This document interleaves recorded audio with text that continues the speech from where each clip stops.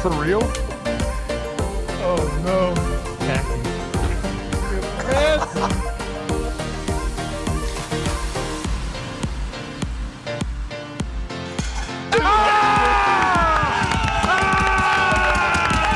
Let's go.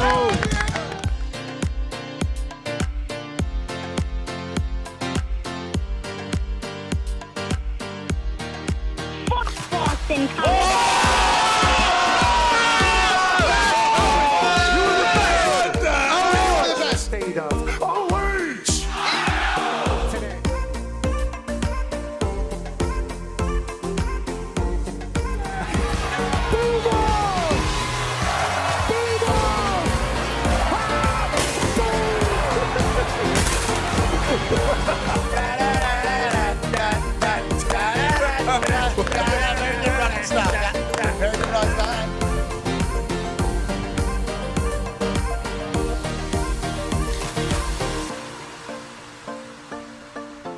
In Berkeley, California. You got it.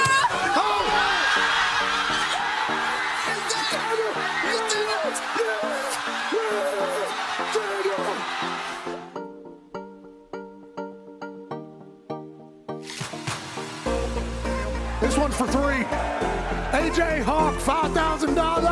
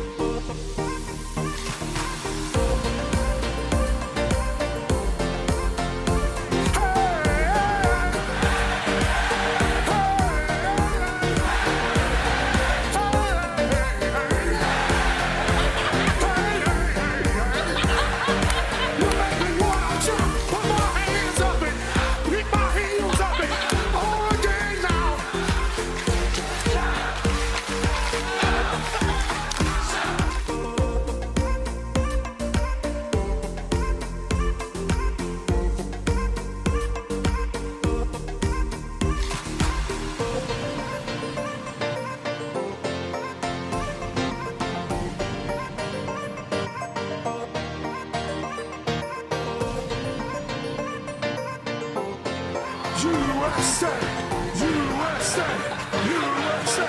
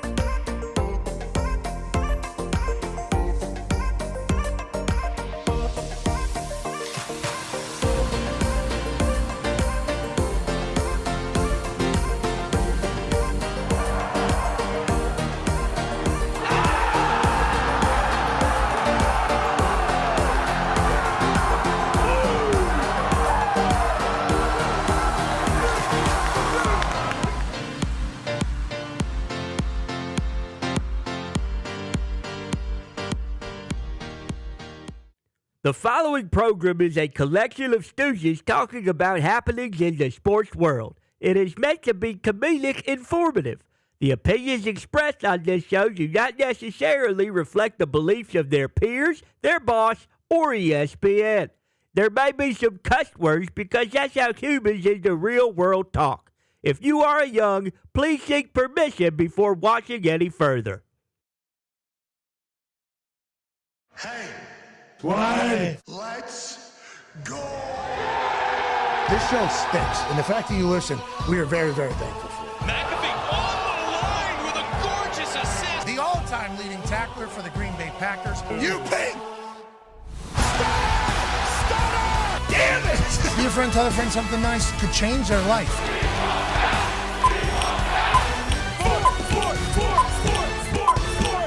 Hello, beautiful people, and welcome to our humble abode, the Thunderdome.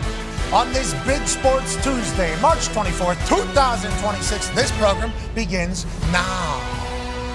Sports are the absolute greatest, and we're so incredibly lucky that we get a chance to chat about them every single day. We got basketball, we got football, we got an NFLPA executive chairman, director, super duper guy. That's right. I mean, there's going to be a lot of journalism done today. There's going to be a lot of celebration of sport today, and there's going to be a lot of talking about, wow, Travis Kelce has a brand new deal with the Kansas City Chiefs. Was there any doubt that he was coming back? Potentially, because where he is at the stage of his career, GOAT conversations, over $100+ million earned as a football player, multiple-time Super Bowl champion, will go down as a guy who helped football as a whole, and as we know, significant other, most famous person on earth who's also a self-made billionaire and one of the most talented people of all time.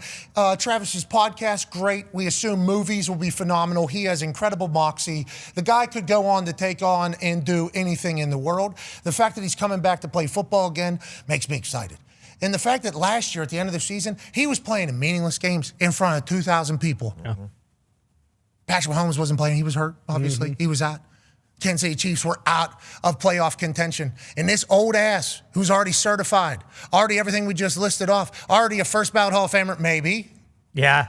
Maybe. Never know. You just don't know anymore. Wait, maybe. We don't know with the whole Hall of Fame thing how it's going to go. He was playing in meaningless games at the end of the season, giving it his all. It's like, wait, is this a victory lap for this guy for the last time he puts on the pads? Or is this a reminder of what football was like at the beginning of his time at Kansas City before they turned that place into an absolute juggernaut, before they turned that place into a dynasty? And is he hungry for one final run? Is he still addicted to the confetti? Is the girl that he's with the most powerful, most famous, maybe one of the most talented people in the history whenever they go through the entire thing of what she's been able to accomplish? Is she motivating him to continue to go? He said, yes, that is 100% the case. And now we have the salary cap gymnastics that the Kansas City Chiefs are going to do to keep him around and also give him another nice paycheck, which he certainly has earned and deserved. $12 million basically is guaranteed. It's a 3-year deal with 2 years of salary cap gymnastics on the back end of that. Salary cap gymnastics means we're going to give you this money now, and then we're going to utilize the amount of years the contract is to spread out the cap hit, you see. This is called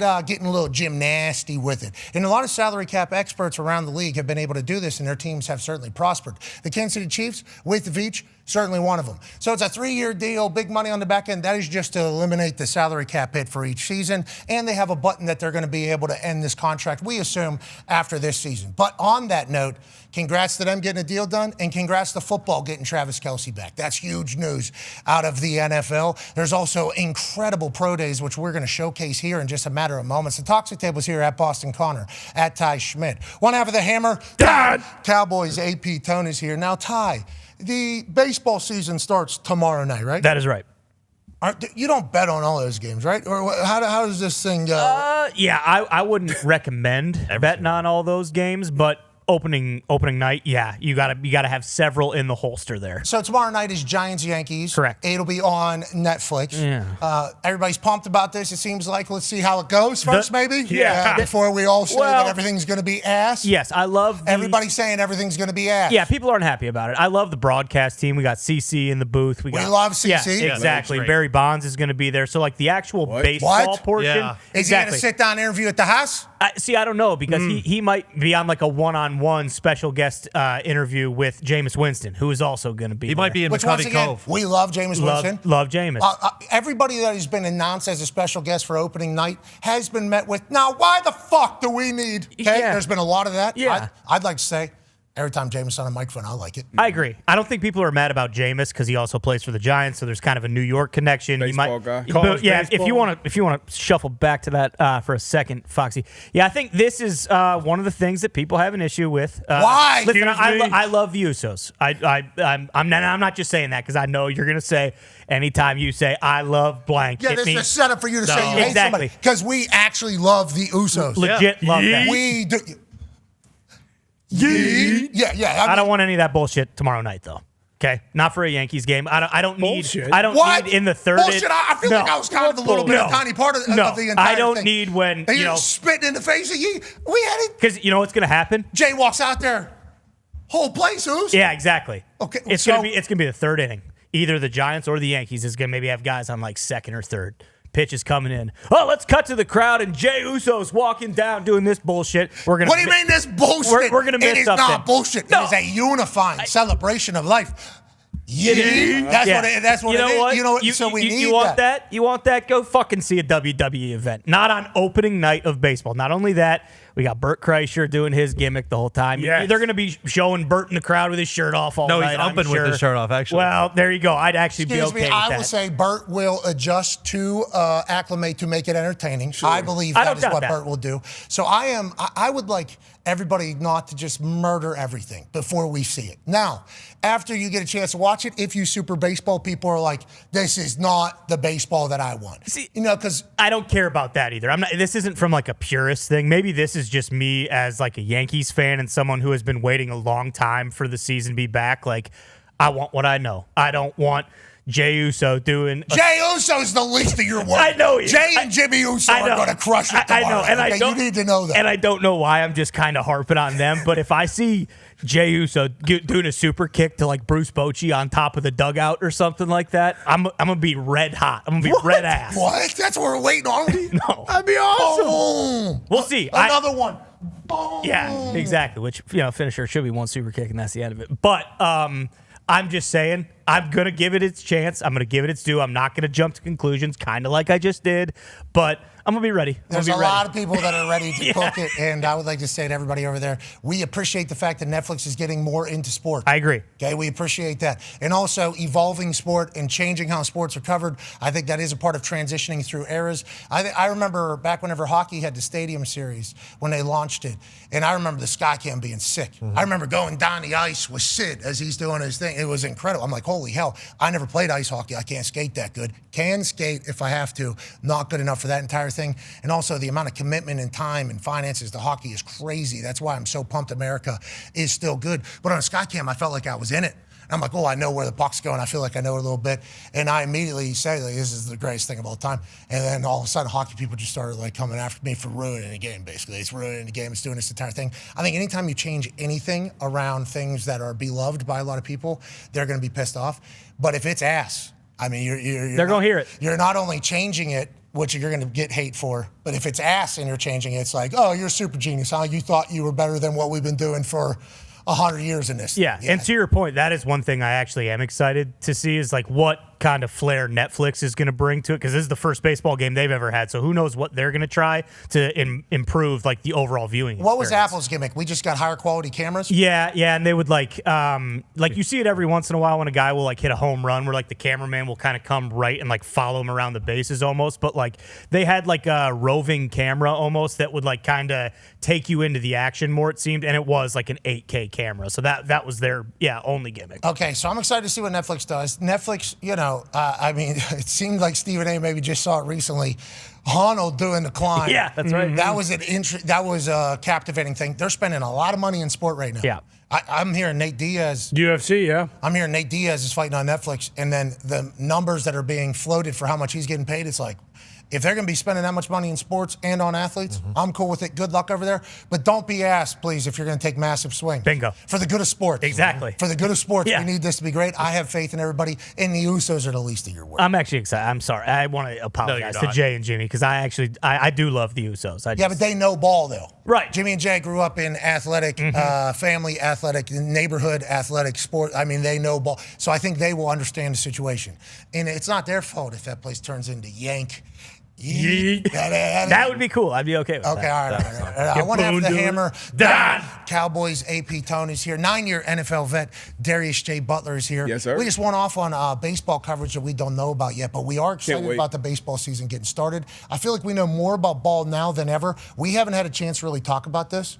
World Baseball Classic was incredible. I think I'm a baseball fan because of it, actually. Like, I genuinely think I was interested in baseball. Then going to the World Baseball Classic, it's like, all right, I get it now. Because they had no hits. We had nothing really to cheer for on the offensive side of things, which is normally what I would say is the most boring of all time.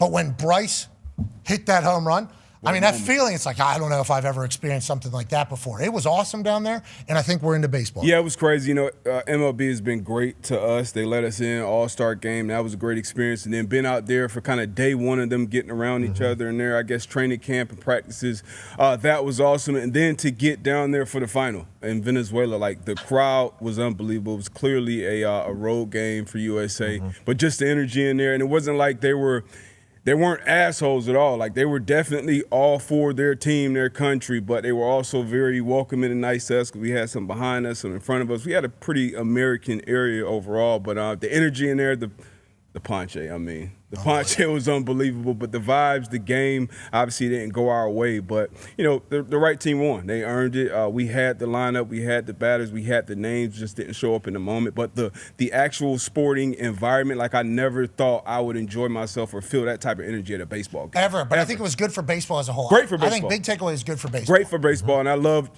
just how much everybody cared. Like, the players cared. We watched, I don't know if you spoke about it in detail, but after the game, we received our silver medals because clearly all those guys signed up to win it. These are the best players in the game. So we're walking off and we're like, all right, by the time, who takes the least amount of steps before they take this medal off? And like, so I know the boys will be back, they'll get it done, but I think it was great for baseball overall, just how much the players cared, the coaches, the former players been in the dugout. You meet Miggy and seeing Pujols, like all these guys still being that close to the game. Ken Griffey being like the ambassador and obviously doing his photographer thing as well. It was dope. It was great for baseball, and I'm actually excited for opening day. I don't think I've ever been excited for Me neither. Day. Yeah, I'm actually pretty juiced up. Yeah. Logan Webb's getting to start, too, for the Giants. He was a part of our Team USA story because I just so happened to be on a bus whenever there was a full-court press on a guy to join Team USA.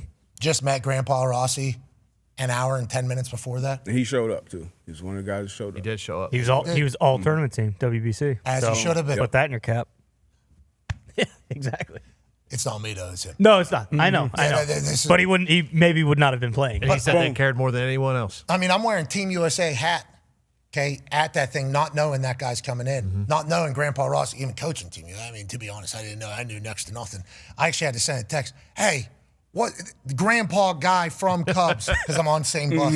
Grandpa guy from Cubs, legend. And I take a picture of him and I send it to group. And everybody goes, David, that's Grandpa Rossi. He'll go by any of those things. So I go, Grandpa, what up, dude? That's how the conversation started. So the fact that it all kind of came together in that moment, outrageously wild. But yeah, I don't think it really took much to get him. It felt like a couple. Hey, come on. Everybody's doing it. America. Hell yeah, dude. Hell yeah, dude. So aren't we doing that right now? And then, all right, fuck, I'll do it. Shit. And then he goes out there and he shoves. He does. Yeah. I'm very thankful for that. I love baseball. Jacob Misiorowski will be joining us. He's opening day starter for the Brewers. He came into Superstardom last year whenever he got put into the All-Star game, the same All-Star game in which I led the press conference. Yep. Good time. And Ty and I introed the Home Run Derby people. We got a chance to meet him. There's a lot of people pissed because he was only 5 starts in. But I think his first ever start as a young lad, he got drafted in 2022 out of like Crowder, which is a junior college. He was supposed to go to LSU, but he got picked 63rd, so he got a couple $1 million. So instead of going to LSU with Paul Skeens, he went to the Brewers farm system, I guess. Then last year he gets his first start. I think he struck out the first 10 guys he started against. He's like 6'7". He throws absolute heat, I guess. Became a sensation, made the All-Star game after only 5 starts. Now he's opening day starter for the Brewers. Kid out of Missouri, and I think he throws some real filth. I think this guy's a guy. Yes. I think this guy's a guy. And we had great conversations whenever we were pretty boozed up at the Home Run Derby guy. Yeah. I think that's really the only way to describe how we were in that T-Mobile super duper zone there. Yeah, we kind of had to be, too, because, you didn't know a whole lot of these guys, and it was kind of like, I wasn't trying to step on toes because, like we said, like you mentioned, like, the All-Star game, every other All-Star game, like these guys can just have fun. Like these guys are all working when we're down there with them. But yeah, people were pissed. But if you watch he throws so hard. His breaking stuff is unbelievable. Like he will be one of those guys where, Skeens had that kind of superstar rise. Everyone kind of saw it coming. Like he should be a guy who should make a big jump this year and will be in a lot of conversations. Are the Brewers ass? No. Brewers are good. Who got in over Christopher Sanchez, right? That is correct. Yes. Okay. Yeah, they were not happy. Yeah. There was somebody in Philly, too, that he got in over, I think. That was him. Yeah. Okay. Yeah. He just got a new deal, too. Yeah, my guy. He just got a new 6-year deal, though. Well, congratulations to him. Yeah. You know who also just got a big deal? What was that? PCA with the Chicago Cubs. that's right. Good deal. Jeff Pastor just broke this news. Center fielder Pete Crow Armstrong, stud of Team USA, performed for us. Didn't get a lot of opportunities late.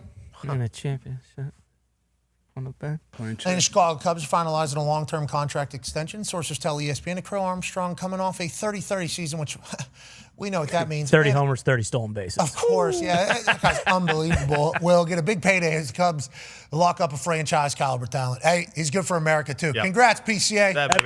Pete. PCA. Okay, baseball's happening. We're obviously excited about that. March Madness is the story of the current life that we live in the sports world. There's a little bit of movement going on across the board. We'll talk to Coach Calipari in the second hour. Obviously, Bison legend has Arkansas back in the Sweet 16 yet again. What a stud of a human he is. Every time he comes on the show, it's a show. Yep. He's unbelievable. Beast. There's going to be a lot of things said. There might be some reminders of some things that have been done in the past by him, just as a check, just I don't know if we know this or not.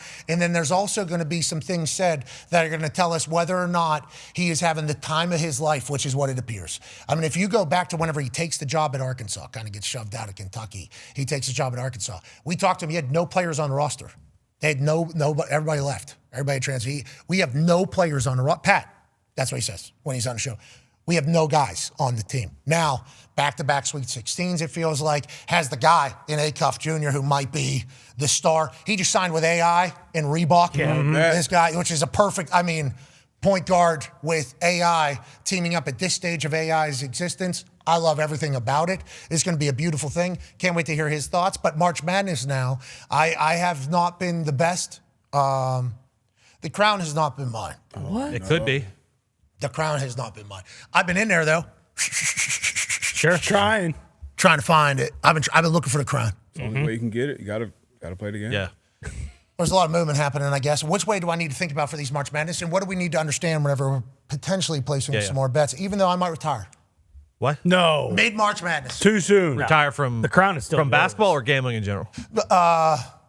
Just basketball, right? Yeah, because I was betting on baseball. I retired from gambling on baseball. Remember when that happened? Maybe you're listening. $5,000. Yeah. Maybe stick to golf. Are you listening to the right people? Is the question. TGL's got a hole. Yeah, stick to golf. right. Plus 5,800. Plus 5,800 tonight for TGL hole in one.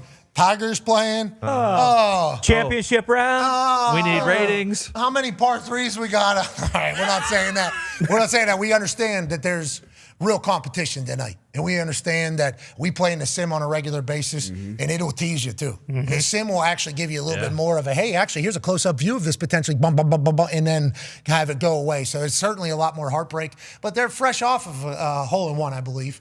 And now the excitement level for another is great.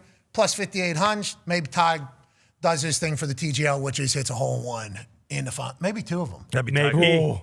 Is there a two hole-in-one Prop on No, that? potentially get on? it should be. But let's get back to basketball. We're betting on the Jupiter team, even though they're the underdogs. They're probably going That's right. They're playing the Los Angeles team. The LA team is They're so good. Powerhouse. So we were on them. Good last match last night. Yeah, it Great was match. a great match last night. Came down to the last hole. 6-5, yeah. Kisner kind of choked it away, to be honest. No, they hammered Dahn, though. Yeah, he had to Threw win the the hammer hammer hole. out. All he had to do was tie the hammer hole. He couldn't do it. Swing, and LA wins. Man, see, the problem is TGL is now at its second finals, and people have no idea what we're talking about when we just said the hammer Dahn. I know. Okay? That's a very crucial part of the whole thing. It's a huge. Yeah. If you watch TGL, that's a swing. Yeah. Oh, yeah. A hammer is a full swing. Oh, yeah. I mean, hey, 2 holes. You're throwing a hammer, That's a huge swing. Yeah. More people need to understand it. Just know tonight, Tiger's got his son, Day Red on as he tries to hunt for another championship. But as we look for some sort of crown from DraftKings, Yep. March Madness, what are the lines telling us? The crown can be yours if you know what's going on. I don't think so. Yeah. So for the Sweet 16, good news. There is not a spread more than 10 points. All the spreads are single digits, which is awesome. Sometimes when you have these Cinderellas sneak in, there could be 13, 14, 15-point spreads in this round, but we all have single-digit spreads, so that's awesome. They are predicting good games.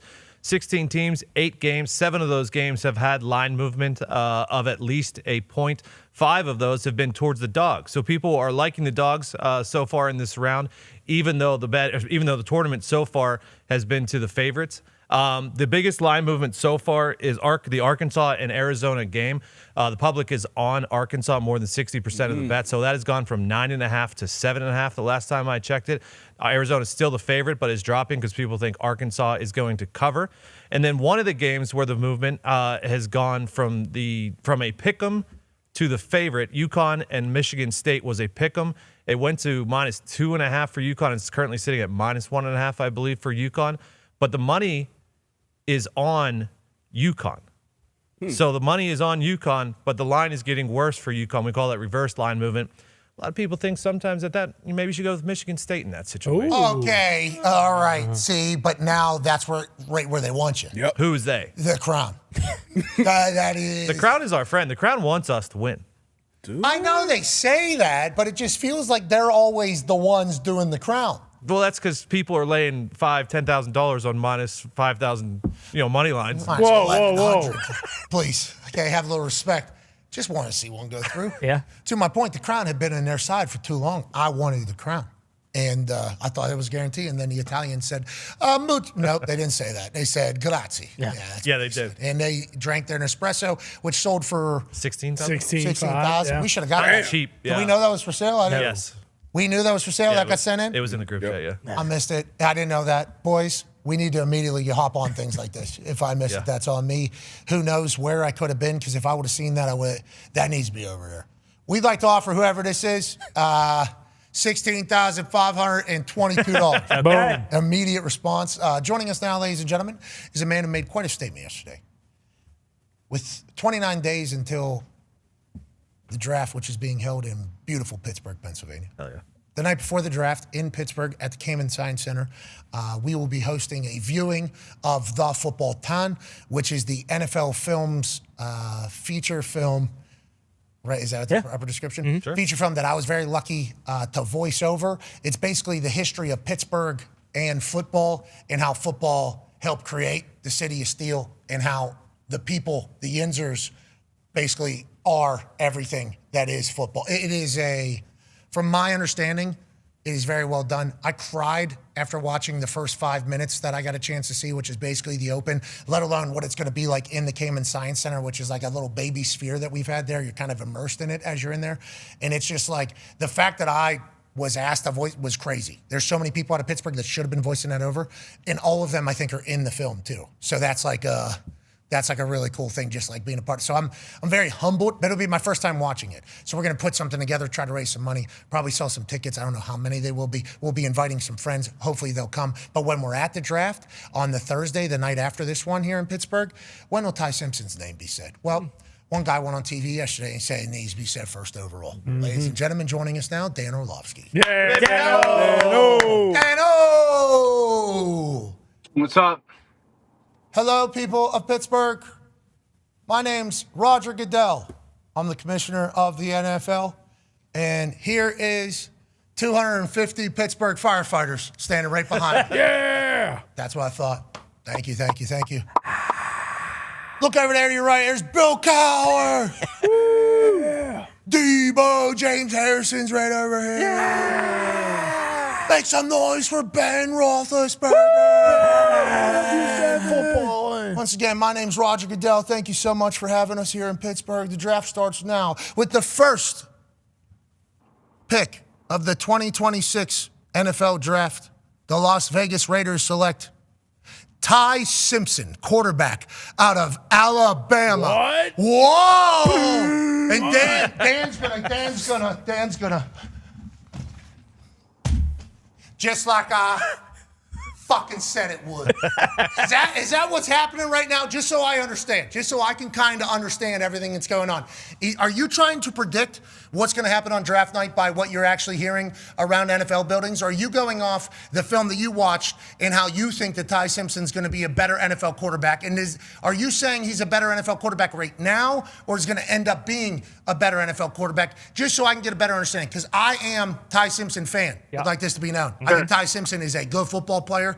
I hope Ty Simpson is a great NFL player. That's good for the league, good for Ty, and also Saban loves him, and we love Saban. So, like, I'm not saying that Ty is not a good quarterback, but it seems like everybody on earth, except for you, is pretty much in the department of like this 6'5", 240-pound guy who won a national championship for IU is the number one guy. Go ahead, though, pal. Go ahead, pal. I'm sorry. I'll let you go now. I feel like I set the table for who you are, what you've said. Now we are 29 days away from either you being right or the rest of the world being right. That's kind of how I feel. Your thoughts on it all? We're a lot longer away from figuring out right or wrong, because when the draft happens doesn't mean one was right or one was wrong. I'll remember that. To the comment of, it seems like everybody on earth thinks that Fernando Mendoza is their first quarterback or quarterback one. That's not true. I can factually tell you that that's not a real thing. You and Mike Tannenbaum, yeah. No. And everyone at CAA. And CAA, certainly, yeah. CAA. I don't like that they're saying that about you. I don't think that's fair. Genuinely, I don't think that's fair. I would just like for everybody, again, so I pay attention to, I see a lot of the things that get said. I don't address them all type of thing, but the agents work for us, not the other way around, just so everybody knows. They're employed by us. Respectfully, that's how the business model is. CAA is a very big agency. They have a lot of people. That's all I'll say on that. Okay, good. I think it's pretty unfair just to naturally piece you together, because CA does have people that have Fernando as the number one guy as well, and it's like, well, you don't think they're telling them. So it is fascinating that you take that. But on that note, I think it's because it does feel like you have to be getting paid by somebody to come as strong as you're coming right now with Ty Simpson, with how Fernando potentially finished the year last year and played his football kind of life at Indiana. I would just say I'm not nearly important enough to CAA financially for them to pay me to say something about a guy who might be the 20th pick in the draft. Okay, so fair.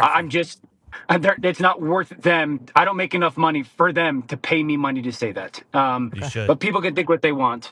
There is no motive. We will. I am trying to make more money, if that is. No, I'm sorry. Go ahead, Dan. That was a great take. There is no motive behind this. There is no ulterior motive behind this. I would go back to a couple years ago. I was higher on Jaden Daniels than people were. I would go back to last year. I was higher on Jackson Dart than people were. I thought Jackson Dart should have been a top 10 pick. He wasn't. I still felt that way. In relation to the Ty Simpson and Fernando Mendoza thing, it just comes from me. I guess it's the battle of traits versus tape. I am confident that, in my opinion, Ty Simpson's tapes are more impressive. His tape is more impressive to me. I can understand where people sit there and say, well, traits, because we have this history of the NFL and traits matter for quarterbacks like they do every player. It doesn't mean that that's the only thing that matters. I would argue that the traits are secondary for quarterback play, unless you're going to be a top 5 pick. And so, I just think his tape is better, Pat. I believe that he dominated more games. I believe that he was asked to do more things that look like common NFL things. I believe that he played on a team that he had to elevate more. And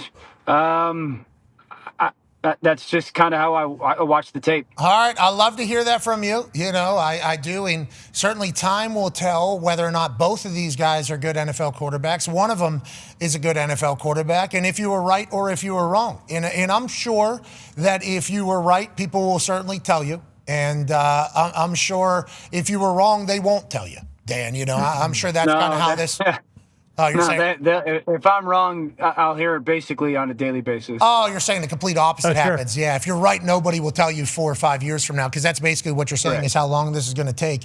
On that note, if Ty Simpson goes number 2 overall, I don't think we would be surprised, strictly because we've covered the NFL for a longer time, and we've been lucky enough to be in locker rooms and listen to these people talk. If a team likes a quarterback and they need a quarterback, they will do whatever the hell they need to do to get that quarterback. That is literally just...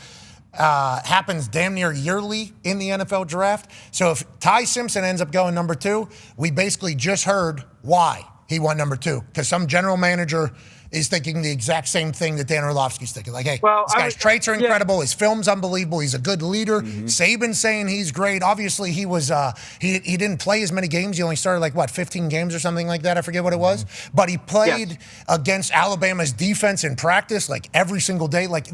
I certainly from listening to you. Now, I didn't have this deep of an analysis on Ty Simpson. I guess I probably should have. I feel like that's more no, it's not your job. Like that. This is part of my job. That's not your job. This is my job. So we're hearing from you what people could potentially buy in on Ty Simpson. It sounds like is what we are hearing from you, Dan. Is that what you're thinking too? I mean, I would tell you this. I go every year. I just watch games like I have. I did this year. I finally got done with Ty just about a week ago. I felt strongly about feeling that he was the number 1 quarterback in the class. I can tell you, and I'm not going to tell you who, but I probably texted 12 to 15 general manager decision-making coaches in the NFL the very simple text of Ty Simpson is QB1 in this class, or the best quarterback in this class, and 2 people got back to me with a disagreement.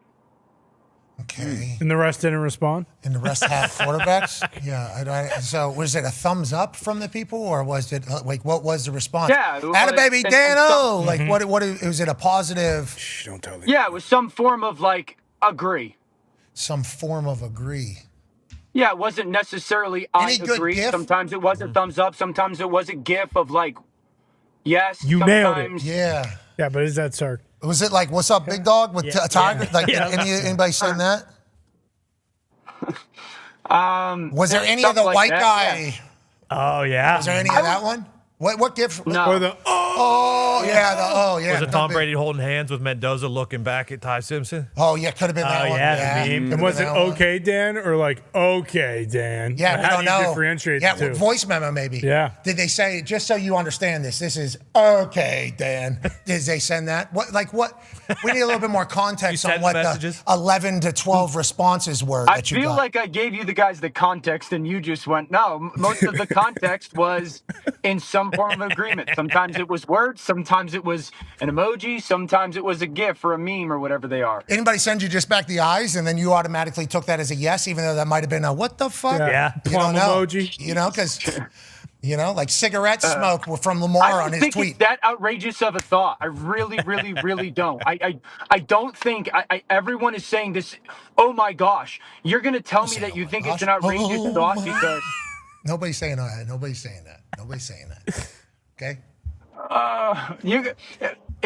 Everyone's got to tell me you don't like Ty Simpson because he's an inch shorter than you want him to be, or I'll ask you this because it seems like you know him decently. Mario Cristobal, do you think decently about him as a football thought person, a mind? Yeah, he's also great at MMA. Well, he's a fighter. No, Yeah, I like him as a football guy. Offensive lineman, yes. I think he comes from the right football mindset. Yes. All right. He was offering Ty Simpson $6.50. Okay, so Mario Cristobal can't be an idiot. Everyone else is taken. Yeah, well, Everyone else was taken, or they offered him. So they offered him $6.50, dude. Come on. so they're offering him $6.50 at its current situation, or all football players that are currently playing football. I think I respect. Cheese. Yeah, but how much are these guys making now that we think about? If they would have paid Fernando Mendoza $15 million to play this year for IU, he would have been underpaid. Yeah. I think he would have been underpaid. Worth it, yeah. But on that note, there's no way they are paying him that because that wasn't the deal. that starts getting into like the professional conversation of it all. Like LeBron's contracts are this. Like, what is it? What is his actual value? To it all, the whole thing. I don't know if Indiana would have paid Mendoza $15 million. No, I'm saying if they would have though. Like I'm just saying, like let's say he got paid $15, as you say it. As you say, he got paid $15. With what happened, everybody would be like, yes, definitely do that. Of course. So 6.5 for Miami. I'm saying like that's also in comparison to what Miami could potentially be if it does work out with him as like that. There's also no market in college. It's just some numbers that are getting thrown out everywhere. But I think he would have earned it. I think Ty Simpson would have been great on that team. Mm-hmm. Carson Beck went down there and did his thing. Mm-hmm. So that Ty Simpson rapping 50 Cent in Oklahoma. That's still ingrained in my brain. We like the guy. It's just we like Mendoza. We're big Fernando. We boots on the ground saw Fernando through the biggest games, and it's just like everything about him just screams. What biggest games, Pat? Huh? What biggest games? The college football playoffs. National. Now you're playing possum. No, you're right. Those SEC games are bigger than the fucking playoff games, Dan. Am I allowed to ask questions and have an opinion They as well? played each other head to head. Okay, actually. Dan, do you just have so the college football playoffs a big mockery, a scam, doesn't mean anything. These games just don't matter. Like, what do you mean? What are the biggest games? They have a full fucking committee. They have billions of dollars in TV rights for what the biggest games are. Okay, and so no, I'm aware of that, dude. Like, you guys, okay, so in the biggest games, so the college football playoffs started, and they played opening. Well, you can their start at the opening Big game Ten was championship, I guess. You could say Big Ten. Okay, Big Ten championship. Okay, Big Ten championship. In that game, they're down 13-6 going into the fourth quarter. Indiana. And then what? Boom. So do they win that game? And then what, brother? Yes, but we're talking about all the moments. You're talking about traits. It's like, okay, how about 2nd and 17? 6 points through the first 3 quarters. People. Ohio State's defense is a historic defense. Like, what are we even talking about? People crucified Arch Manning for doing that on the road. Crucified Arch Manning. Arch Manning's not a part of this conversation. Well, if you go by that too, like Indiana beat Alabama, 38-0. I mean, it's Yeah, so we're just picking and choosing. No. You Yeah. And this is why people say you're getting paid to do this. You know what I mean, Dan? No, because I'm giving you factual information, not opinion. They had 6 points through the first 3 quarters in the Big Ten title game. Against Ohio State, look up who their defense is. Look up what that defense is. That's like one of the greatest defenses in the history of football. And then what did he do? Then what did he do, Dan? The biggest moment. And what did he do, Dan? The biggest court. Charlie Becker. He threw I think he threw the post to start the second half, which is a great throw and a great recognition. And a huge moment after getting beat. So mental toughness is there. And then obviously being able to take a shot. He cracked his rib on the first play. I mean, there's just like, because then you're going to hold injuries on the other side. It's like, well, how about first play, a Big Ten championship guy gets this and then takes 2 plays off. Wow, I just got cracked. No pause, he said on our show. And then he jogs back out there. It's like, is that not a trait? I don't know. You tell me. Of course it's a trait. No one's questioning if he's a tough guy or a good player. What I'm saying to you is you guys go, we watched him boots on the ground versus the biggest games. They had 6 points in the Big Ten title game through the first 3 quarters. 6, okay? Yes, he makes 2 throws. One of them is another back shoulder throw, and they win the game, I think, 17-13 or 13-10, something like that. Then they play, I believe, Alabama. Ty Simpson gets hurt. Alabama can't do anything on offense without Ty Simpson. And they put up, I think, 38 or something on a defense that they played literally all out zero coverage almost every snap. And he lit them up. There's no question about it. But D-Butt knows this. They played 0 on almost every snap. Then you go to the 14 to 16 for 192 yards is what Fernando Mendoza was against Alabama's defense. Alabama defense probably okay.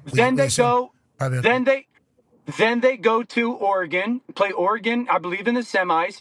It's 35-7 at halftime. They had 3 possessions that started inside the 10-yard line. And I would argue up 35-7 through half, there wasn't one throw that you're like, oh my gosh, what a ridiculous throw. They go to the national title game. Oregon, 17 to 25 touchdowns is what Fernando Mendoza was. Just go ahead, keep going though. Just as we're going through this thing, we're just going to go ahead and 17 to 20 for 5 touchdowns. Okay, so go ahead, go to the next one. They had 3 possessions that started inside the 10-yard line. Dude. Okay, best in the red zone. Yeah, number 1 in the country in red zone, actually. Yep, go ahead. One at Oregon, too. And number 1 in the country, the third down. Go ahead. Go ahead, please, though. RPO stuff, back shoulder, 3rd and 7, Omar Cooper Jr., whenever it mattered, first, third down of the game. Go ahead, please.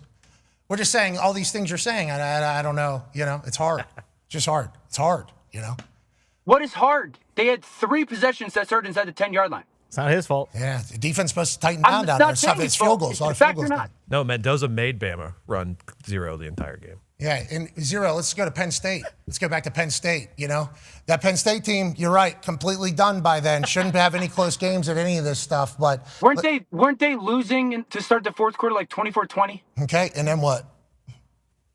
Exactly, Dan. That's a trait too, isn't it? Don't we think that maybe is a trait? I'm not saying it's not a trait, but everyone continues to go, Dan, you're such an idiot. He was so clutch in games. The comeback against Iowa, they had 10 points through 3 quarters. That's a great the comeback defense. against Penn State.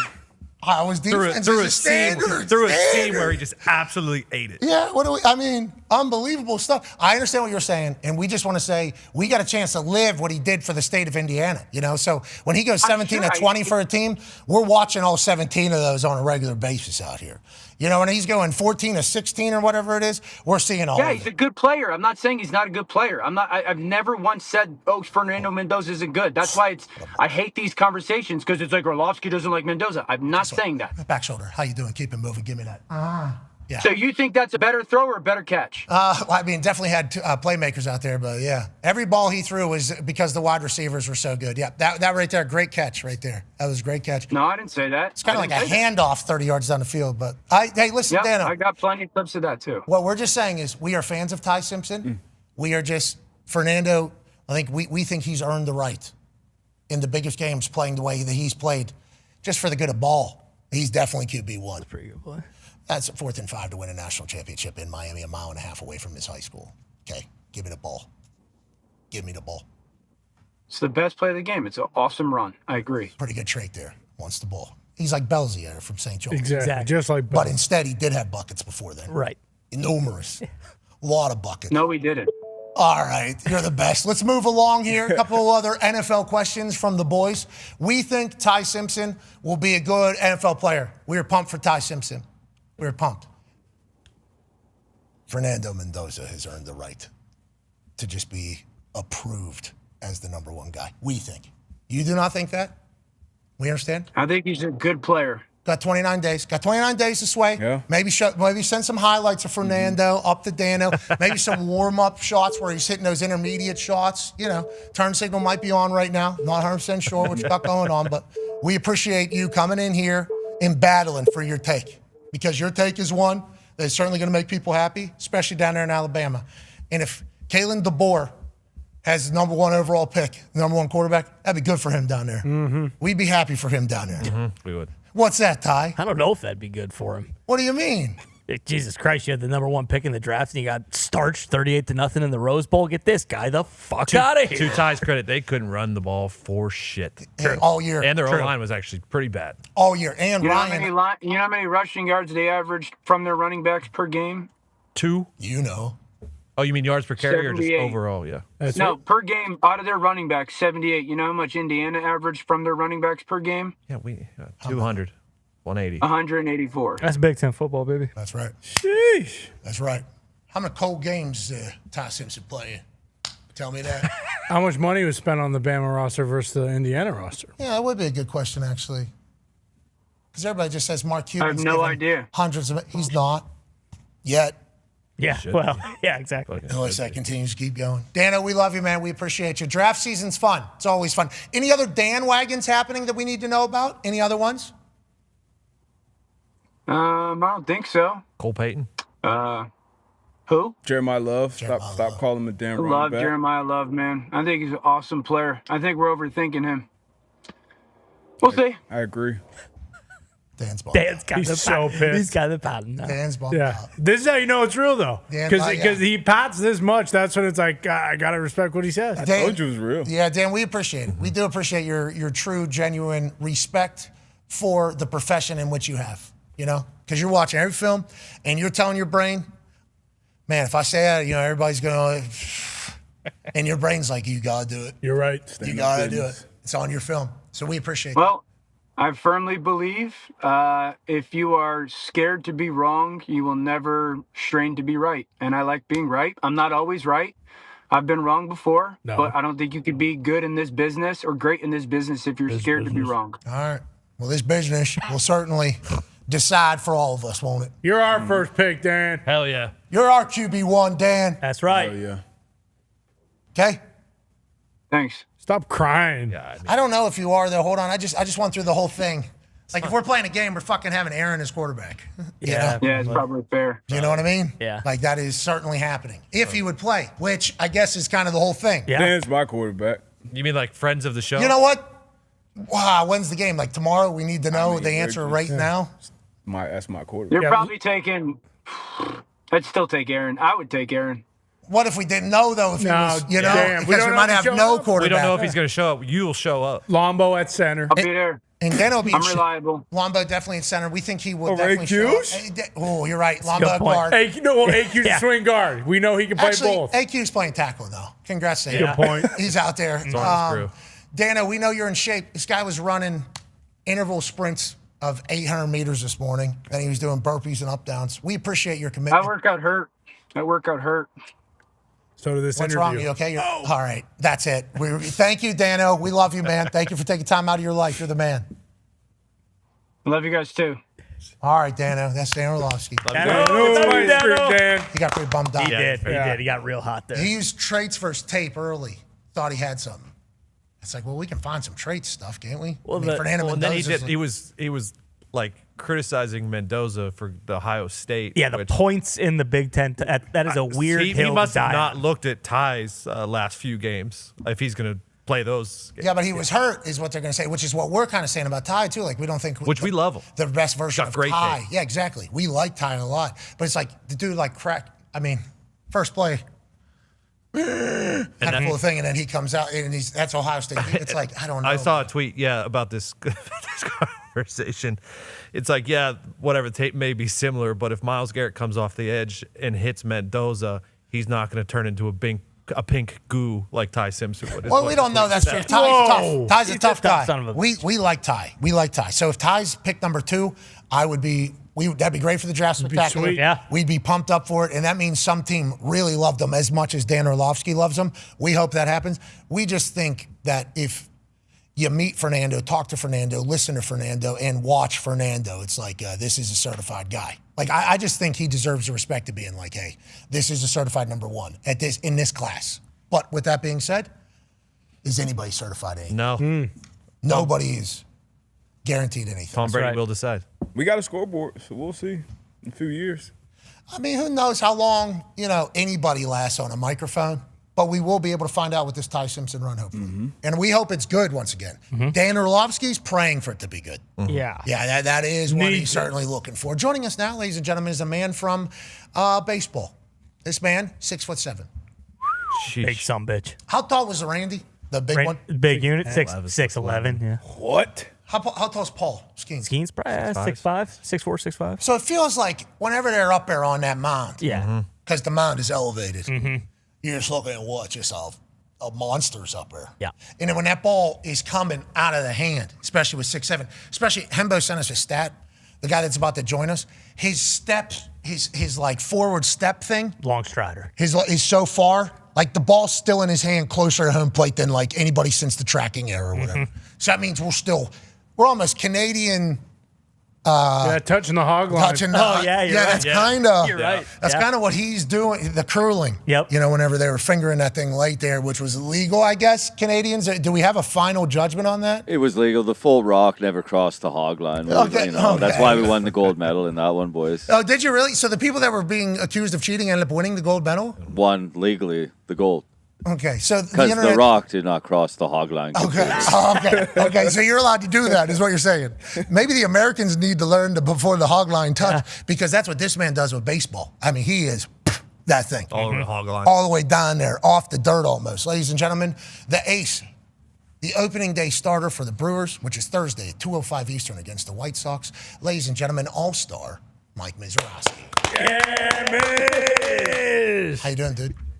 Jacob, Doing good. sorry, Mike the Miz. Jesus. You're good. You're good. That's on me. You got the business. Yeah, you got the business. Mike the Miz. Mike the Miz. I'm sorry. I assume you know him. You should know him. You're very similar individuals, world-class talents. I'm so sorry about that, Miz. Now, let's move along here. We met you last year at the All-Star game, and everybody was talking about how, you're only 5 starts in, shouldn't be there. You didn't care at all. It felt like you were a baseball player. I'll do whatever. We learned your story a little bit more. You leave Crowder, which is a JUCO. You were going to transfer to LSU. You get drafted pick 63. You get paid a couple million. You decide to go through the baseball ranks instead. Now you're opening day starter for the Brewers. Can you just tell me about the last couple years of your life in a nutshell? And do you feel like a 90-year-old because of everything you've gone through to get to this point in your short baseball career thus far? Yeah, I mean, it's been crazy. It's been a lot of fun, going through it with my family and friends back home. But no, it definitely makes you take some years off your life. But no, it's been good.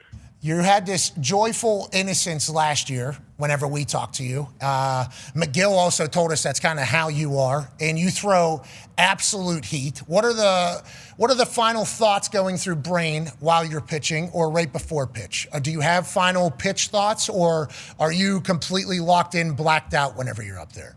Oh, it's blacked out. Yeah, we're just listening to our catcher back there, Bill, and going after it every pitch. So when do you black out? Is it during the pitch, during the entire inning? When you go on the field, you don't know what happens until you come back, you still don't know what happened out there, or just during pitch to pitch? No, it's when you cross that line, you kind of flip that switch and you kind of black out and do what needs to happen, and you make it work. I love everything about that. So that happened to me my first couple years in the NFL when I was punting, and the snapper would get pissed off. Because he was like, "Where's the snap? Where was the snap?" I'm like, "I have no idea, dude. I have no. It was in there somewhere." He's like, "Yeah, but where was it?" I'm like, "Can we watch a replay?" They're not going to show the replay of the punt, so I wasn't able to assist him. For you, do you get coached up much whenever you're in the dugout in between innings? Are you talking about what just happened, or are you just trying to pass time until the next time you go blackout on the mound and throw absolute heat? I guess 102, 103, 100, whatever the case is for every single pitch. Yeah, I mean, our guys in the dugout are awesome. Hook and Jim, they're always helping with little things. Maybe I'm not putting enough pressure on the backside. Little things like that. But no, it's definitely waiting to black out again and keep going. Hell yeah. I love that. Yeah. Just waiting for the next blackout. That's right. Just wait. I mean, aren't we all? that is a wild life. But for sports, I believe that's called being in the zone. I believe that is what that is called. How many pitches do you have going in? Does everybody know how many pitches you have going in? And did you pick up any pitches this offseason? I mean, are you saying Arsenal-wise, or are you saying in the outing? Arsenal. Okay. Arsenal. Yeah, I got a fastball, curveball, slider, changeup is new. Just started working on that again this offseason, so that's probably the one I'm bringing in. But I got the four pitch mix. Pitching Ninja, I believe, gave you slider of the year. Is what we learned during our congratulations. Hey, yeah, congratulations on that. You said off. changeup is new. Tell me about that, because that's what different. That's like different technique of holding the ball, because I don't know baseball well enough. Your big thing is your velo coming out because you're doing the hosel nozzle on the curling thing with how long you the hog line, yeah. Yeah, the hog line thing. So whenever you know what I'm talking about. So is what that you just change the way you have to hold it because it has to look the exact same as a fastball? Like how do you improve on it? You've always had it. It was just kind of ass. Like how do you kind of just pick up new pitches? What is it? Yeah, I mean, it's kind of one of those things that you got to keep working on it, and it's like the change. It's like all the pitches are like the same. You're just changing how you're holding the ball in your hand. It's not really how you're releasing it. It's the same release point and same distance out, but no, it's how your grips on the ball. So different things like that. Okay, so there was a punt that the Australians did where they hold the ball sideways. It's called the banana punt. And they were able to punt it up in the air. And when it came down, it would turn like this. Almost a guaranteed fumble for a returner if you're able to do it. But if you mishit it by just a little bit, I mean, it's a 4-yard punt potentially. So I didn't have enough courage to ever do it in a game. These guys are now doing it in games. It's unbelievable that they're doing. They're dancing with certain average destroyer and also in there. Is there any pitches that you try in the offseason that you're not ready for the big game, not ready for the show yet? Is there shit that you think you will continue to add as your career continues to go that you're kind of still tinkering with whenever you have time? Yeah, of course. I mean, there's always something you want to improve on. Like the changeup was that for years. That was the pitch that I couldn't throw. And, all of a sudden it takes one bullpen, you figure it out, and you're like, holy cow, this is back. Like, let's roll with it and keep going. How about just one knuckleball out there? Yeah. Oh, could you imagine? That'd be sick. You holding on to that thing and then actually letting that thing. I have no idea. That'd be incredible. Yeah. All right, just something to think about. I don't know what that would do to your arm. Probably ruin it. Ty has a question for you, Miz. Yeah, Miz, what is your ramp-up process like getting ready for opening day? Because I think it was like an interview maybe, and someone was like, asking you about your velocity being down a little bit, and if you were worried about it, and you basically said, like, opening day, pack stands, like, I'm going to be ready to go. It's going to be there. But when you are, like, you throw so hard, how difficult is that getting ready knowing that you're going to be throwing 100 plus, 101 plus for a lot of your outings? And, like, where are you at right now? Where do you expect to be at on Thursday when you take the bump? Yeah, I mean, coming Thursday, it's going to be full go. I mean, I'm going to be, back to where I was in the postseason and chucking the rock like, I want to. But, the ramp-up process is it's long. The off-season's grueling, and there's a lot to it. You can't go out and start throwing 105 from the get-go. So, there's a lot of bullpens that you're throwing mid-80s, mid-90s. So, I couldn't throw a strike, Miz. Okay, I tried against Clayton Kershaw. I just couldn't do it. I threw one, I think. I think I threw one. You did. One legit strike out of maybe 7, 8 pitches. Your miss was arm side high. Way high over this way. Way high. So when I punted, my miss was inside. Do you have a miss that you know about? Yeah. You have a miss. Arm side high. Arm side high. Yeah. Same, on a you guys righty. have the same miss. Yeah. What is same that? Thing. Is that because a grip? What have you learned is the reason why that is? There's a lot to go into that. Like, it could be the landing spot, you're landing a little closed. You could be you're not getting out far enough. Could be the grip, could be holding it a little bit different. There's a lot to it. Yeah, I was trying to figure it all out too. Yeah, I'm happy. I'm happy I wasn't the only one. That was trying to figure it out. That's all us. It's all us big ball players. Tone has a question for you, Miz. Yeah, Miz. Obviously, a big thing coming this season is the automatic balls and strikes. Being able to review those. Are you going do you guys as the Brewers have a role, or do you have a role as a pitcher? Are you going to be the one that reviews it? Or are you going to let William Contreras, the catcher, do the reviewing? How's that going to work for you guys? I believe for us it is off of Bill and William Contreras. But for me, there's not a chance in the world I could ever see the zone and take a guess. I mean, I'm falling off the mound. I'm throwing a full go, so my head's moving all over. So no, Hold on. So this is interesting. So you don't know if the shit's a strike either. Those ones that are like kind of close. No, not even close. Bill catches it well and he frames it, and I'm like, oh, that's there. And then come to find out I'm 2 inches off, and it's like, oh, I really thought that was in zone. So.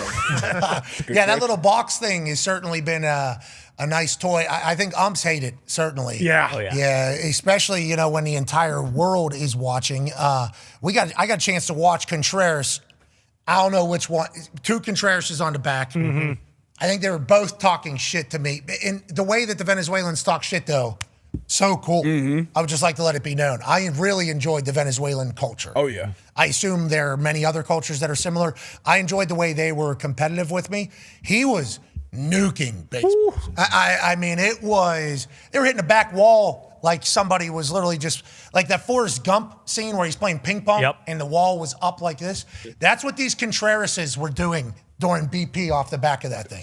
Killing. Does everybody smoke baseballs in that stadium? Because I was watching this thing, and the Contrerases, I'm being benched tonight, they said too. And I'm like, thank God. Yeah. Get that guy the hell out of there. But with that being said, we became massive fans of baseball through WBC. Conman has a question for you, Miz. Yeah, Miz, I think we all wish you were on Team USA for that little run. But what did you think while you were watching it? Felt as though, it was fantastic for baseball as a whole, but what were your kind of thoughts as, Major League All-Star watching from home?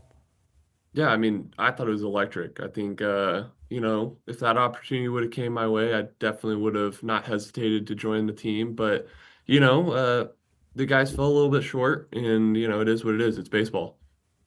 Miz, I don't like hearing what you just said there. Yeah, you should have been out there, Miz. Son of a bitch. I didn't know you could have been out there. I didn't know you could have been out there. I assume that there were some you're young. We got a couple $100 billion we got to make at some point. New ace of the staff. Can't be. Yeah, first day, got to be with the boys. Come on. I thought there was some sort of something. Well, next WBC, Miz, we need you dropping 110 out there. Okay, we need you to, because we are going to be very loud. And I'll tell you, we haven't won it in a long time. No. It turns out. And I believe the Venezuelans are the right group to have it. I would like to say the right country to have it. They have seemingly really loved it, and baseball was fantastic with them. But USA needs to win that. And to do that, feels like we should probably get the guy. What are you going to top out at, you think, in life? Has that been projected? Ooh. I mean, what the top pitch that scientists say a baseball can go is like 106 or something like that. I think I'm good where I'm at 104.2 or 3. Okay, so what Matt Miller?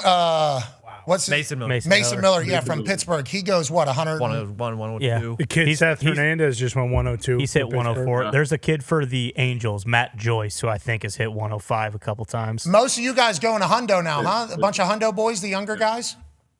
Yeah, it's actually crazy the amount of college guys that are throwing 100 right now. It's insane. I mean, I remember when I was in junior college, and me hitting high nines was crazy, and now there's kids out there that there's like 4 a team that are throwing 100. So it's wild. Yeah, it is crazy. Love it. It's a crazy thing that's happening. It's good for baseball. I assume it's because techniques are getting tightened up and obviously workouts and everything like that, let alone 6'7" monsters stepping up onto the mound and throwing it all they got. You obviously already ace, opening day ace, and all-star in your short career. We sure there's some moments that you'd like back. Go ahead, D-Bud. Yeah, you hit the ground running. A lot of times we talk about, like, what was our welcome to the league moment. Did you have one of those kind of welcome to the show moments where, like, oh, shit, like, kind of caught you off guard? And if you did, what was that? Yeah, we were it's New York. We were playing the Mets, and the game sped up on me. Kind of, started feeling a little bit, and then all of a sudden Soto comes up and rocks a homer, and the rest is history. But it definitely sped up from there. Yeah, I can imagine. He does that to people. I mean, that is a heartbreaking feeling. That Bryce Harper dinger, just the way the place exploded. I love the bat. How are you with the bat tosses? Do it. I'm going to celebrate too when I get out of an inning, so go for it. You hit one off me, be my guest. Pimp that thing. Heck yeah. I like that. Because back in the day, what somebody like you would say is that All right. night. Yeah. I'm going to hit this guy in the head and try to kill him. Okay, so we appreciate that. Thank you so much for joining us, man. Good luck on Thursday, and then also throughout the rest of the year. Hopefully you'll come back soon. Yes, of course. Anytime. 104.6, you said? 2 or 3. I can't remember. Yeah. Okay. When would you start hitting 104 again? Like mid-season now? Like when would you start hitting that again? Actually. I mean, I'm hoping it's there opening day, but probably middle season, end of season, but we'll see. You go 104. Well, I don't want to. I'm not doing that. No way. No, he's got it in the bag. You can do it. Okay. I'm not going to be a part of this. Actually, I'm not going to do that. We'll donate $100,000 if you had 104 miles an hour on Thursday. All right, ladies and gentlemen, the legend, Jacob Misiorowski. Yeah, Miz. I almost called him Mike the Miz again. I apologize, Jacob. I mean, we saw the graphic pop up. It says the Miz. The Miz. On it. I don't know. I'm so sorry. I don't know what I'm supposed to do there. But Jacob Misiorowski, ace for the Brewers. Brewers are a good team. Yes. Yeah. They are. They have that coach, too, right? Really good coach. Yeah, Pat Murphy. Yep. That we love. Friend of the program. Yep. Yes. Okay, yeah. Bryce Terang, too, who is one of our best players in the World Baseball Classic, is their second baseman. Contreras, their catcher. We know Trevor McGill. Like, we know a lot of guys. Okay, Brewers. Let's go. Like the Royals. They are in the Pirates division, though. That's the thing. They're projected, them and the Cubs are projected to win it with Buckos, right behind them. Well, seriously. All right, let's go, boys. Yeah.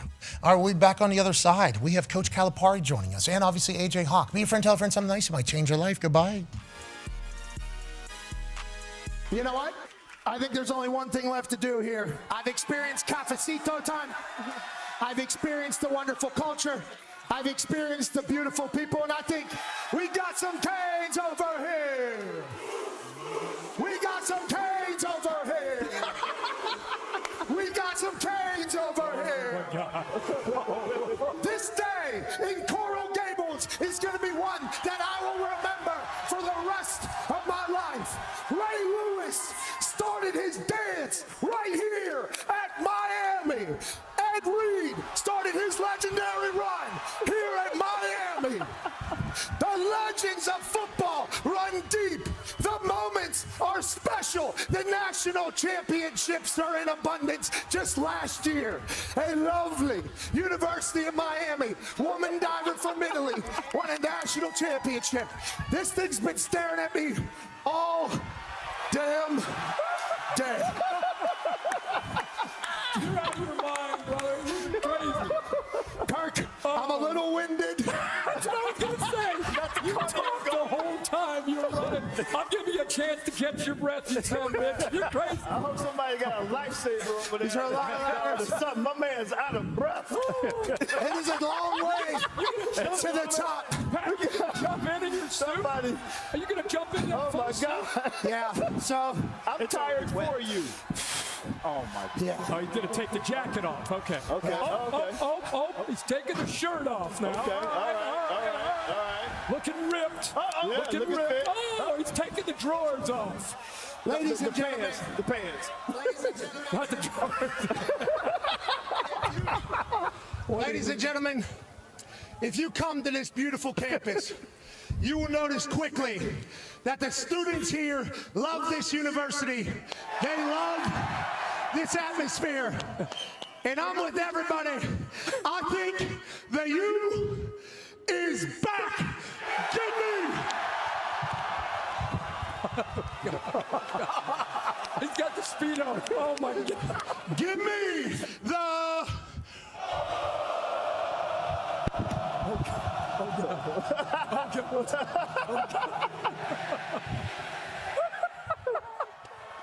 Canes, baby. Here it goes. Oh, God. Here it goes. Feet together. Feet together. I think that was the lead one so for the pacer. And he's got the U. Rushing it out. Oh, my God. McAfee with the refreshing plunge. Miami and Florida tonight. Let's have a look at that again. Check out the form, Herbie. The following program is a collection of stooges talking about happenings in the sports world. It is meant to be comedic informative.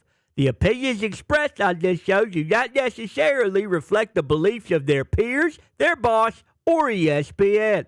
There may be some cuss words because that's how humans in the real world talk. If you are young, please seek permission before watching any further. Hey.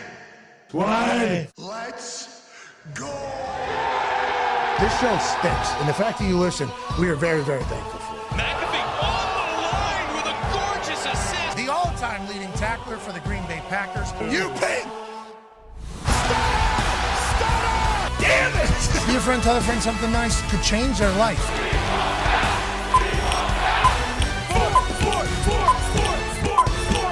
Hello, beautiful people, and welcome back to our humble abode, the Thunderdome, on this Big Sports Tuesday, March 24th, 2026. Hour 2 of the program begins now.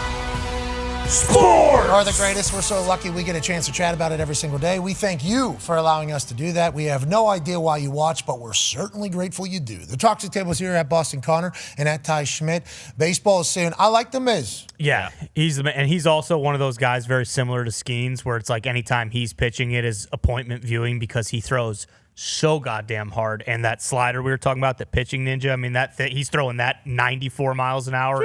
Boy, it drops off the table. $100,000 donation we'll make to a charity of his choosing if he hits 104 miles an hour on Thursday. If he doesn't, we will still be a fan and we will talk to him. Okay. Yeah. If he throws his arm out, it's not our fault. No, yeah, definitely not our fault. We would like to be on the record that it is not our fault if he tries to throw too hard too early in the season. I don't think you have to worry about that. He's a professional. This is on him. Mm-hmm. Yeah.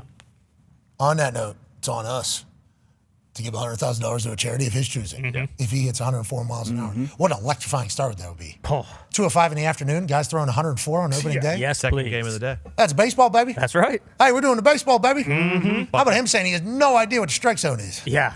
Listen, when I'm throwing, I'm all over that. Yeah, it's a strike. I don't know. Bill's back there. Nailed that. Beast. To hell with this umpire. And then all of a sudden he watches it back. Jeez, that was nowhere near. So when that thing's coming out, it could be here, could be here. I mean, that's probably literally within centimeters the entire time. Paul Skeens, though, we were lucky to watch whenever he played here for the Indianapolis. You say they're the Indians. That's what they are.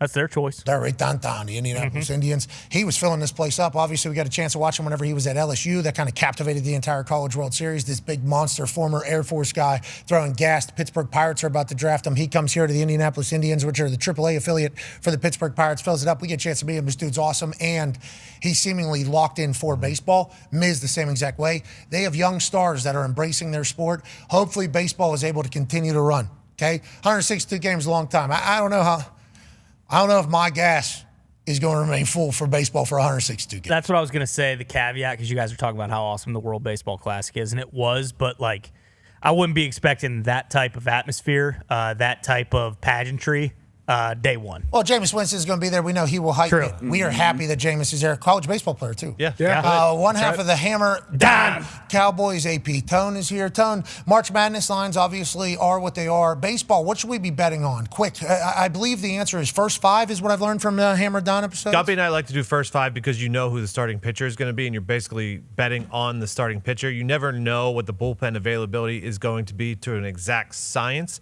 So it's easier as a gambler to handicap the starting pitching versus the starting lineup, and that's normally how we go. And on tomorrow night, it's Max Fried versus Logie Webb. Very, very good pitching matchup. The over-under is only 7 in that one, which is not surprising. The bats, pitching normally has the advantage early in the season, especially if it is chilly outside. Yeah, not only if it's chilly outside, but if you're hitting a hundo. So I had a chance, obviously, to speak to some baseball people throughout the World Baseball Classic. And I guess the thing about hitters is those fastballs are tough to see early. Yeah. Like the season goes how it goes for how long it goes for these hitters. Because I guess sometimes 99, 100 is a little bit different than what you were doing in the offseason. So early, if he's throwing 104, okay, from my understanding from the World Baseball Classic, the way people are talking, nobody's going to have a clue unless they just get lucky and swing and hit that thing. I think hitting early is tough, especially against the gas, and it feels like more boys have the gas right now than anybody else. Yeah, and we saw it during the WBC in the final and in the semifinals. I think USA on their own or whatever against Dominican, I think, struck out 15 times, and then obviously in the final against Venezuela, they did as well. But it's not like Venezuela. Yes, there were some bombs, but there was a lot of strikeouts too. I think you can expect a lot of strikeouts early in the season. And then home runs, probably smart to bet on the WBC guys because they have seen, yeah, they might be a head start. Exactly, because they've been seeing those type of pitches. Oh, they might be ahead of schedule. Yeah, Judge tomorrow, perhaps. Yeah, Judge. Against Logan Webb, who was just his teammate. Is Roman Anthony hitting or no? He will be Thursday against the Redlegs, and yeah, he's going to hit a dinger. Well, because I don't like the way WBC ended for him. That's a story arc that's coming. Him being the last one, youngest guy on the team. Yeah. And then into the next WBC, he's going to be more of a leader probably on that team, let alone the next one after that. Like the Roman Anthony story is going to be a beautiful. The arc. Yeah, it's going to be incredible. And I'm certainly betting on Tony's boy to hit a dinger. 9-year NFL vet. Darius J. Butler's here. D-Butch. D-Butch, March Madness is cooking. Obviously, the NBA is making its way towards the playoffs. There's a lot of chatter and conjecture about everything that's happening there. Did you see what happened with the salary cap, D-Butch? I did see what happened with the salary cap. Kind of. Yeah, it's mixed reporting, it feels like. Yeah, but from what I saw, the final number, they'll be jumping up about 10%, which is like the max that the NBA salary cap can jump up. And I think they were $1 million off of projections, which, whatever. What does that mean? So it sounds like the business is doing well. Me watching it now, obviously more since football is over.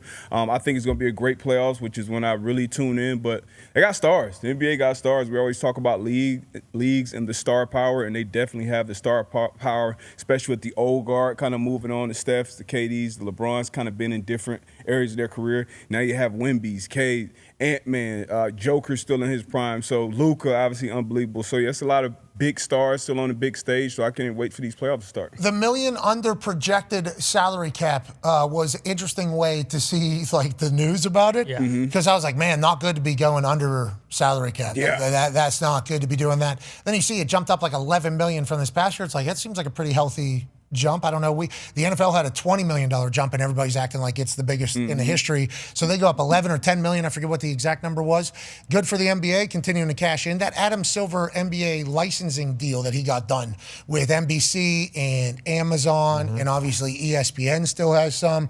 That number was gigantic. Yeah. So I assume that that's only going to continue to go up for the players in the salary cap. They do have to figure out just Everybody just buries the NBA all the time. It feels like the NBA just gets buried all the time. An issue, like last night, there was, because we did it on Hammer Down, there's either 9 or 10 games last night. 7 of them, the spread was 12 points or more. So, like, there's just so many teams that are so bad. There's a lot of uncompetitive games every single night. But there's so many games. There's probably a good one in there somewhere. Yeah. But that's not really the It's a problem. great year to be bad, too. Yeah. It's a great year to be shitty. Why is that? With the prospects coming up in the draft, this freshman class. Coach was on here a few weeks ago saying it was best freshman class that he's seen in a while, best draft class overall. People are saying since like 03. We'll see how they pan out in the next level, but this is a good year to be shitty. Yeah, the NBA fast. Every time I turn on a game, I'm so. It's almost like I'm watching a spectacle. Because you got guys that are 6'8" doing Wemby, what, 7'12", whatever he is, doing the entire thing. And then whenever there's maximum effort happening, you can find some magic in there. You know, now the team's tanking, that being a narrative not good for the league. You know, if teams in your league are actively trying to lose, that was almost happening with the Miami Dolphins that came out, and that was a narrative that they were trying to play. No, our teams are never trying to lose. In the NBA, it has worked for teams. So it's like an interesting strategy that is probably tough night to night, con man. Well, and usually with the NBA, this is the story. Like there's 8 teams maybe that can go on and win the title at the beginning of most years. There's great stories like the Pistons that come on and become the 1 seed, and that's awesome too. But it's all about the playoffs. You mentioned the MLB not being able to have that juice. Don't worry, because May and June, that's when NHL and NBA playoffs happen. Like those are those months. Like that's when those seasons go. And even for the playoffs, like the first round of the NBA playoffs sometimes is so lopsided because the top tier talent is so much better. Now, you just mentioned the NHL. I don't know if you've heard. Oh, I've heard.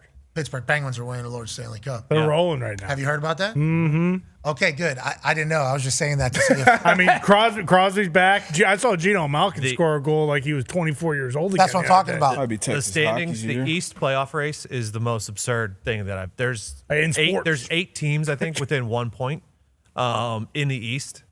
It's so and now's the really cool part where like college kids. Are you saying NBA or NHL? NHL. Okay, all right, good. NBA, there's no close race. I didn't know where you were. Yeah, okay. The NBA, there's no close race. No. NHL East in hockey, everything's absurd. Okay, good. Yeah, and that's what we're talking about. The Pens are about to win it all. Joining us now is a man who won college football national champion, Super Bowl championship, and a Ryder Cup challenge against a European celebrity. Ladies and gentlemen, AJ Hawk. Yeah. Hawker, I don't know if you knew that about Puck, but Sidney Crosby and the boys playing like it's 05 again. 09 again. I heard. I see him pop up. Hey, good for the Pens, good for Sid. It's good for the NHL if he is playing well. But honestly, earlier in the show you said you were all in on baseball. You can't wait for the season to start. And then 3 minutes ago, as I'm connected, I hear you say, I don't know if I got the gas. We haven't had opening day yet, man. I know. I was just. I believed you earlier in the show, and I saw you say, I think I'm in. This is it. Well, Ty just gave me the brutal reality is, I don't think the Brewers are playing Venezuela on Friday. Yeah, correct. Or Thursday. Playing the White Sox. They're playing the Chicago White Sox. And they stink. So I'm a little bit worried that I'm not going to get the Ponche experience, which is what I fell in love with. I fell in love with what baseball was. I fell in love with how I felt when Bryce Harper, that boy who was ice cold through all of WBC, found his moment in the sun for the United States of America. Tuned up the band. Yep, that's right. Tuned up the band, and then he, boom, and then the bat flip was just so awesome. Every other country had been able to do that because they had that moment. We hadn't had that moment yet. I just felt, holy shit, Ponche, no more. I'm doing the whole thing. We're high-fiving, standing on seats. Oh, yeah. I'm standing on seats. That moment was like, I've never fucking felt that as a fan, I don't think. I remember ever feeling that. I'm like, baseball's awesome. And then Ty was like, you're not going to be seeing the same environments as that. It's like, oh, yeah, I'm going to see fucking empty stadiums. I'm going to see shadows coming because the sun's going down at a weird time. This isn't a primetime game. It's not a matinee game. It's like a mid-afternoon game, asking nobody to come to the game because everybody's got to work. So then I'm going to watch it, and I'm going to fall out of love with it. And then I'm going to watch these pictures. I'm not going to see a single triple digit. And I'm going to say, what am I even watching here? Then I'm going to see the strike zone not move. I'm worried that is going to happen. But on that note, we'll worry about that another day. We got The Miz at 2:05 on Thursday, and we got Logan Webb tomorrow night on Netflix. That's right. And Aaron Judge is playing. That's right. And Paul Skeens starts off Thursday. And the Usos. Yes. Thank you. Nobody's talking about that. No one should be talking about that. Blazer. I didn't say that. That was Tony. So what's your problem, Tony? Day one-ish, dude. Okay, it's just them. Oops. We get it. Day one. Raw's on Netflix. A baseball game's on Netflix. They don't have to be together. Bert does comedy on Netflix. He doesn't have to be at the baseball game. Bert will make it a lively affair then. Bert loves ball, okay? Yes, he does. So why not have him there to played in spread the love college, of the game? I will say this from doing highlights. Netflix does have the best cameras. Okay, see? That's where maybe we just wait and maybe we let them see what they're going to The do. Christmas Day games always have the best. Joining us now, ladies and gentlemen, is a man. Pogues to show up. We need Alec Connell climbing. Yeah, there What you go. about Seth Yankee freaking Stadium. Rollins? The foul pole. Yeah, at McAfee Cove. McAfee Cove, yeah. Yeah, just hanging the whole time. Yeah. No hands, actually. There you go. Seth Freakin Because they got locked the, up. they got the last bay night. back there, so he could. There's an idea. And what if Maybe yeah. Seth Freakin jumps off Okay. McAfee Cove Or does Squid Game. stomp Someone onto gets someone caught in a stealing. cup. Yeah. When is this tomorrow night? Yeah. Okay, everybody write these down. Let's send them in. Okay. We got ideas. Go listen. Joining us now, ladies and gentlemen, is a man, Paisan. Yinzer Paisan, great. Yeah. He's been listening the last 5 minutes. I'm excited to hear his thoughts on all the gets things it. that we've been got talking ideas. about as we're potentially distracting his mind from focusing in on something that he's done his entire career. Ladies and gentlemen, coaching the Arkansas men's basketball team, who just a couple years ago had nobody on the roster. Now, back-to-back Sweet 16s and a chance to upset a team that everybody thinks can go on a run. Ladies and gentlemen, head coach of the Woo Pig Suey basketball boys, Coach Calipari. Yeah, coach. All right, Coach. Good, Pat. How are you? We had to talk about baseball there for a second. Sorry, we got into it a little bit off topic. We knew you. Talk about the Pens, though. You got to talk about the Pens. Come on now. Sidney Crosby's back. Come on, my Pittsburgh brother. Yeah, come on. The Pens might win it this year, Coach. You can start talking that shit. I know you're focused on basketball right now, but know that the Pens can win it. So whenever you get into conversations about hockey, you can immediately go, we're back, you suck, everything like that. So just know that you're comfortable doing that. Let's talk about your team, though. I mentioned it there. We got a chance to talk to you, obviously, when you took the job at Arkansas, and everybody was kind of surprised that you went to Arkansas for basketball. Obviously, the SEC, good for hoops, but nobody expected to see legend you there. You joined us. You got nobody on the roster. You said, we have actually no players. From that point until now, you said you wanted to help 30 families, I think is what you're thinking. How do you feel about the program that you've obviously got up and running in a big way? And how do you feel about being an Arkansas basketball hero kind of at this stage so quickly in it all?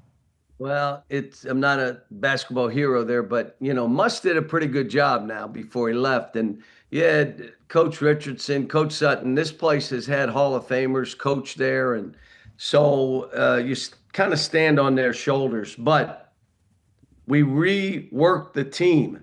And now I've got some guys. For me, the best compliment that I get and what I'm looking to do is when they say, I knew Darius Acuff was good, but I didn't realize he was this good. I didn't realize Malik Thomas. I knew he was good, not this good. I knew TB could play, but not like this. Billy Goat, wow. I knew he was good.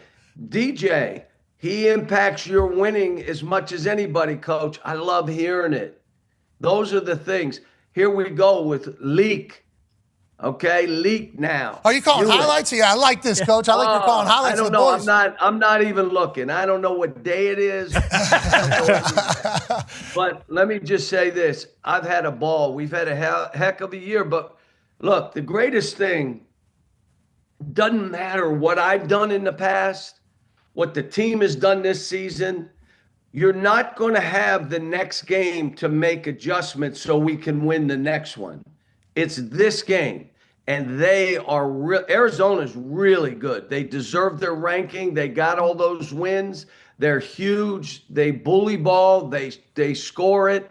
We kind of foul the same. They shoot 1.5 more shots than we do from the line, so we're kind of the same. Their fouls, that should be kind of even, but they go and rebound, and they're physical. But, the things that we do, we shoot the three better. The assist to turnovers, we get more assists, less turnovers. Those things. This will be someone's will against someone else's will. Arizona's good, and they're strong, hard game to play. Okay, so let's talk about you talking about what you think your team is better than the other. Is that what you're reminding your team? Is that why you think you're a good tournament coach? Because we have Coach K on now throughout March Madness here. And it always goes back to seemingly the way he talks about the coaches. And it feels like during March Madness, we do see the better coaches kind of rise to the top every single year. Your record in the Sweet 16, outrageous. Pitino's record in the Sweet 16, outrageous. All the coaches that are like the legendary coaches, this is why they are so legendary, is these moments right here. What is it you think about the way you coach your teams that have them prep for the biggest stages in college hoops? I've got really good players, and all I've got to do is convince them that they deserve it. I had individual meetings yesterday to hug them and say, I just want you to know how proud I am and how much I appreciate. This is going to go so fast, the rest of these games, that I may not get a chance to give you a hug and tell you I appreciate you. And just in this stage, be who you are. Go for it. And so, we're all trying to build up our teams. If I have to be anything other than a cheerleader in this game, we ain't winning. I got to be a cheerleader. I got to just tell them, you're fine, keep playing, and then, right along. Just keep going, you're good. And but you got to have plan A and B. Football is no different. All right, we planned on this, but that ain't working. We got to change something here to do it. They're really big high-low basketball, creating highways, offensive rebound where they shove you under the basket. But they're their way. We play how we play. Let's be our best and hope it's good enough. We don't need to try to be somebody else. Last question from me before all the boys have questions for you. You're a legend for joining us, especially we know how busy you are at this exact time and how big it all is for you. Tell me about Acuff. This guy's awesome. He just signed with Reebok, just signed with AI. We're pumped to see that. We love the fact that AI is going to be mentoring him probably for the rest of this, let alone you in his life forever. I've obviously known about him a long time. I remember coming out of high school, this guy had one of the greatest crossover mid-range jumpers of all time. And then at the beginning of this season, I remember seeing him play a lot of basketball. And it wasn't until just very recently maybe I had my eyes on him the most. And it's like, wow, this guy, I had no idea this guy existed. Why did I not know that this guy was playing college hoops? He's special. He's fun. He looks like a throwback, it feels like, Coach. Can you tell us a little bit more about Acuff and how big of a dipshit I am for not knowing that this guy's been playing hoops all college basketball season? Yeah, pretty big. But here's what I would say. Here's what I would tell you. He is a gym rat. He loves the game. Nothing else matters to him. When he got hurt, you guys will love this. He got hurt, and he had to play 50 minutes against Alabama in a 2-overtime game, and he had like 50 points.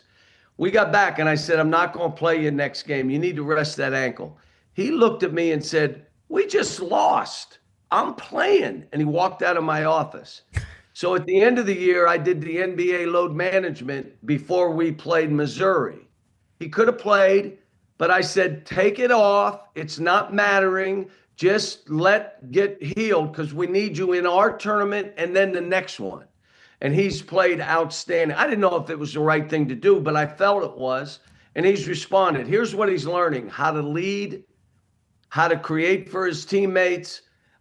He's understanding, like he can defend all this stuff. He's not a good defender. Look, when he'll tell you what the guy he guarded scored. Like he'll say, hey, he was 1 for 8. What are you talking about? So, but he's got a lot of courage. You got Malik Thomas, another freshman. Both of them. I don't know if this happens in football or other sports. That otherworldly confidence. Oh yeah. Like you can't tell them neither one of them. If I say something, what the heck, you can't, they're like, I'm good. It does not faze them because they both know how good they are because they're both gym rats and they live in there. And so now we're down in numbers. No one's writing. We're kind of beat up. We're playing 5 and 6 guys. Hell yeah. So in the warm-up line, we only have 1 ball, but that's okay. I mean, here we go. Let's see what we do.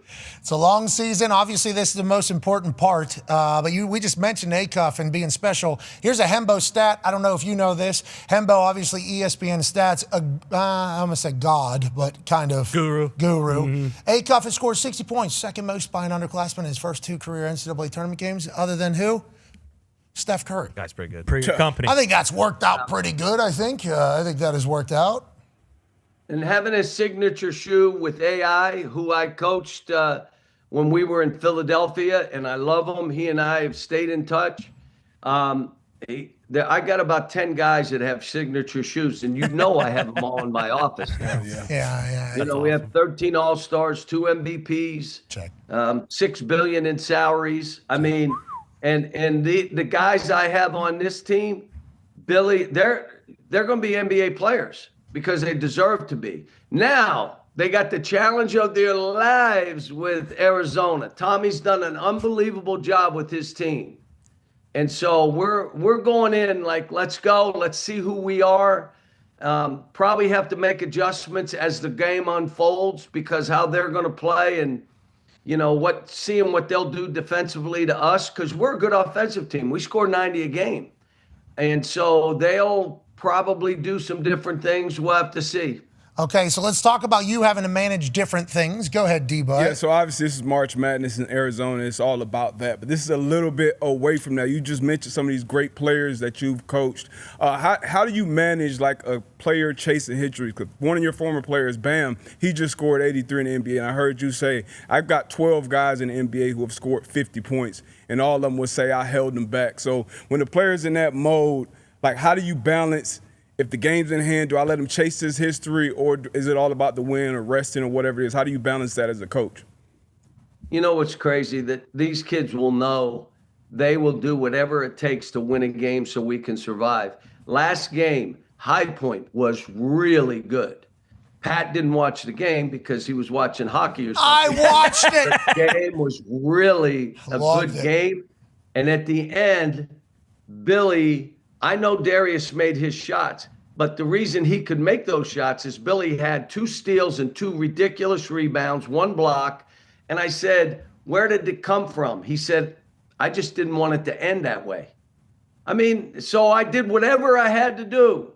And that's why if you have a bunch of really good guys, they're not worried about themselves. It's my job. What do I have to do? What's my job? And then they're going to have to make plays. I mean, we've had it all year where guys have done, and it's always somebody different.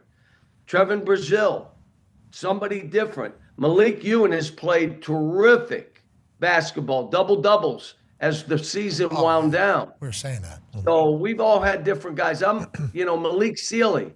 This is the great thing. I'm going to play him against Arizona. And they can't scout him. I haven't played him yet. You haven't seen him. You would ask me his style. I haven't seen. I've been watching your film. I haven't seen him. Neither have they, I guess. Yeah, you've been watching film. So so now you go and put Malik Sealy, and they don't know if he can shoot a 3, if he's a driver, or what the hell he is. I haven't played him that much. I think we're going to need a few more guys because they play a lot of people, and we may need some more people out there. Need to get up to 2 balls in a warm-up line, Coach. Need to get up to 2 balls at least. Need to get maybe an equipment manager. We've seen some stories in the past. Yeah. Equipment managers getting hot. Maybe in the middle of March Madness. That might no. Malik might drop 50. Yeah. Well, I watched Malik play in high school. You just talking about it. In the paint, what he used to do. Classic league. Oh my God! And then he's got this little floater thing, mid-range. Mid-range. Yeah, I can't wait. And Arizona's got no idea that's good. They didn't see what I saw. Nope. I was in the gym. Yep. I happened to be there. I was watching. That's the type of shit I do. Now, let's go with building culture here, Coach. Let's talk about building culture because there's been a lot of conversations about what culture actually means. Go ahead, Ty. Yeah, Coach, during this tournament, anytime a team has lost, you've seen a lot of they put this much money into the roster, and that's kind of like the big, overwhelming story. Everyone's talking about Kentucky having a $20 million roster this year. After UCLA just got beat, they asked Mick Cronin, what do you need? And he basically said, I need $5 million more dollars. Do you think with a team like Kentucky, who they spend more on it than anyone else, and they get their asses kicked by Iowa State in the second round. Like, are we going to continue to see the amount of money rise, or do you think schools are going to maybe start to pull back a little bit because they're going to be thinking like, hey, we can't be investing $20 million if there is just no return on that investment? Like, how do you think this is going to continue to go? Because outside of the Cinderella kind of being dead, that has been one of the massive talking points of the tournament this year. Well, here's the thing. The new rules, there's only so much money. And when you're in the SEC, 75% or more is going to the football team. And then the rest of it's split up. So you only have so much rev share. The rest of it has to go through real name, image, and likeness. How that's going to work, I have no idea. No one does. But I come back to administrations win championships. Coaches win ball games. But the coach has to be a good steward and make good choices. But there are no being a steward and make choices if you don't have enough to compete with the other people in your league. And we're all trying to figure it out.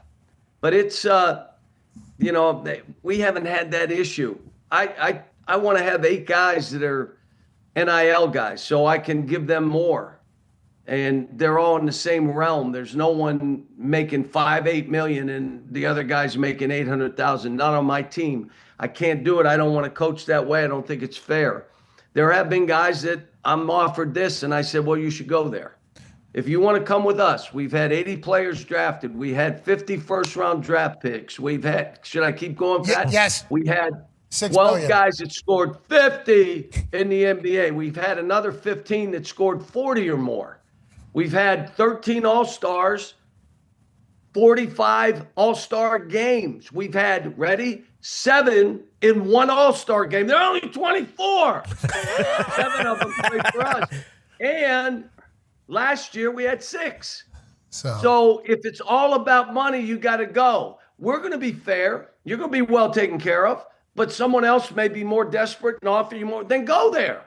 If you think, I just keep coming back. Don't trip over nickels trying to get the $200 million.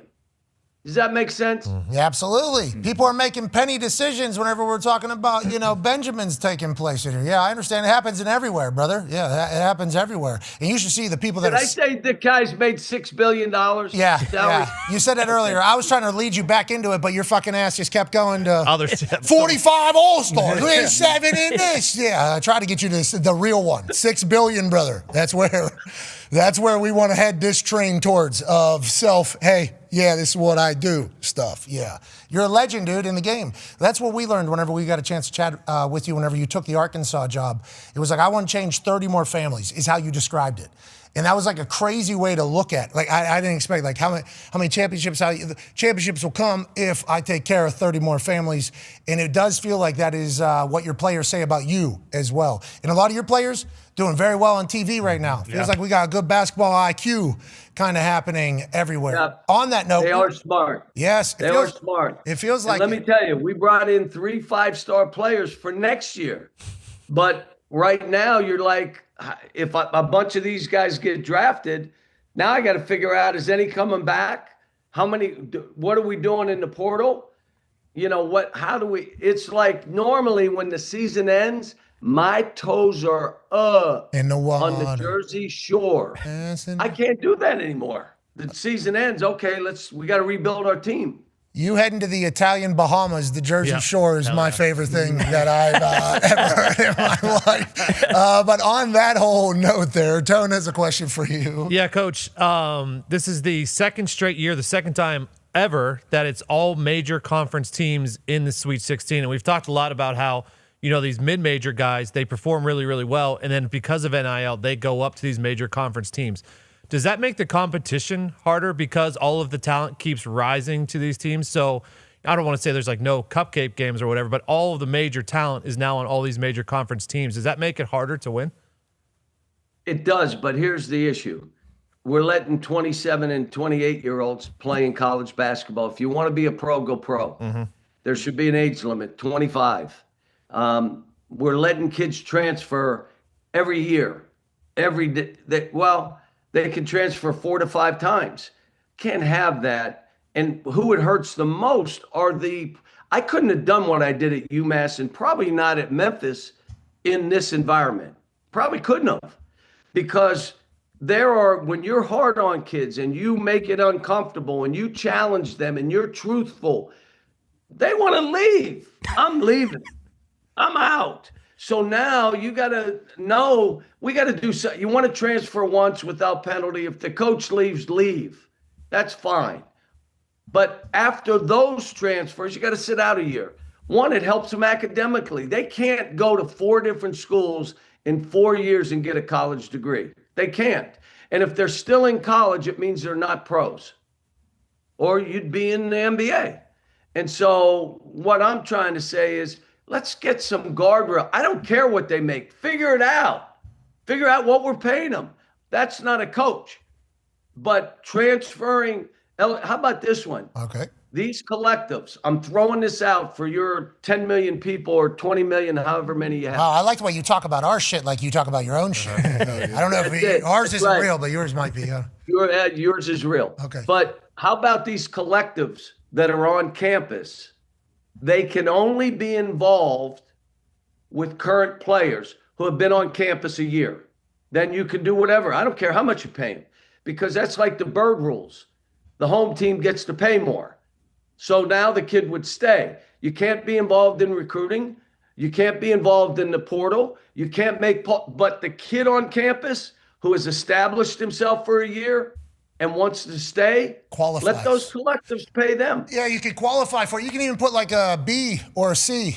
Need a C or better, or B, or like you can make it a qualify for that entire thing. Now, I don't know how that would go for basketball practice, or what the majors are over there in Arkansas. And I don't know if that would have been great for me as a student athlete, but I like the fact that you're saying, let's go ahead and allow these collectives that want to give money to athletes to make our athletic teams better. Let's let them do it, but let's have them qualify for it, not just before you even step foot on campus, collect this thing, and then who knows what's real on either side there. It's pretty chaotic, and we're learning through Coach K and you now that all the football shit's happening in basketball. We're all having the same shit, I think, right? Isn't that kind of feeling the same way? Every coach in every sport is challenged by this. Everyone. And we're all going through the same thing. And let me say this, it falls on the coaches. It's not on the presidents. It's not on the ADs, because if it was, this would be fixed already. All right? It's not been fixed. And they say about, well, they'll take us to court. Let them. Sometimes it's good to be sued. It's, you're like, okay, sue us. We're worried about, would you really want your son to go to 4 different schools in 4 years? How do you even get to know the coach? How do you establish who you are? How do you get it? And it's all based on money. So let's take care of the kids when they're there and they do well. And I like what you're saying. Maybe there's certain things they got to do that they are eligible for this. And then let that part of it go, because you're not in recruiting and you're not doing transfers. You're only doing your own players. And those kids deserve, if they want to stay, take care of them. All right. In all the sports. I appreciate baseball, football, softball, all of them. You need to be in that room next time when they do the round table. When they do the round table, there at the White House, because I believe I was invited. I had a game. Sorry. I had a game. Well, they said, well, why don't you miss the game? I said, are you nuts? You wouldn't want me in the room if I would miss a game to go to that room. Yeah. Like that, you wouldn't want me to be a person with a opinion if I was willing as a head coach to skip a game to go to a meeting. Like, that's not the type of person you would want in there. You made it right to say, hey, grazie, grazie in that entire thing. It sounds like, though, you're saying, hey, we're in a position where we're able to pay. It sounds like you have a salary for your guys. Like, hey, this is what you make whenever you're on our team. You try to figure out what you have, and if you're only paying 8 guys, you can do it. If you're trying to pay 12 guys, 15 guys, you better have double to the money. So the only issue becomes if someone gets hurt. Now all of a sudden, like right now, we're down to 6 guys. That becomes a little bit of an issue. Hey, why don't you get your old ass in there? I think you're allowed to play now with these college rules. You go bop the wood. I'm working out. I know that. I don't have the T-shirts like you where you can see the. Yeah, there you go. That's what he's doing. Yeah. I just show watches. Yeah. Hey, hold on. What do you have? Let's see it. Let's see what it is. Go full. You got to get it on the screen there. Get on. Ooh! Oh, like look at that. The red? Got it. Yeah. Pittsburgh people, man. So obvious. So obvious. AJ has a question for you about the guys you're trying to find in your culture. Go ahead, man. Yeah, Coach, you mentioned how some of your younger guys have that otherworldly confidence that you mentioned. I guess, can you think of any players in the past that you've had that kind of came in with that? And is it something you could coach into somebody? Is it possible to give a player and kind of cultivate that? If they have to build that themselves. If it takes me to build them up, the minute I get on them, it tears them down. If they build their own confidence, there is nothing I can say that affects it other than maybe try to make them mad so they play harder or sit them down because they're not listening. Other than that, I mean, those guys, the biggest thing I can tell you, the guys that came with us and were gym rats, the Tyler Heroes, the Shays, I mean, Bams, I can go on and on. Brandon Knights back in the day. Anthony Davis and Michael Kidd. I don't want to say I shouldn't have started that. Wall, but obviously. Those guys lived. Tyler, I walked in one morning and Tyler Hero was sleeping in the locker room on a chair because he didn't want to walk across the street to the lodge. He just said, I just stayed and I just decided to stay. He called me about Darius and he said, does he live in the gym? They all want to know because they understand if that's not who you are, you're never going to be an all-star. You're never going to be able to score 40 or 50 in that league. Was Tyler like that in high school? He was wired a little different because he thought, he had a chip on his shoulder, lack of respect and all that stuff. You know what I'm saying? So he was going to prove himself. Yeah, we do. And he has. And Bam wasn't known that way. And Bam did some things for us that I'm like, man, I didn't even know he could do some of this stuff. And when he scored 83, come on. I don't care if you're in the gym by yourself. Try to score 83 points. It takes you 2 hours. Put a clock on, run the clock, see if you can get it. Yeah, I appreciate that. Bam, I love that it happened for him. Yeah. That came out of nowhere. As a guy who watches every basketball game, me, all 82. Me, every basketball game that happens, I am watching it. Coach, you know that. Preparing for this type of thing. When Bam's name popped up as I was watching the game, was not a headline. I was watching the game live, obviously. Yeah.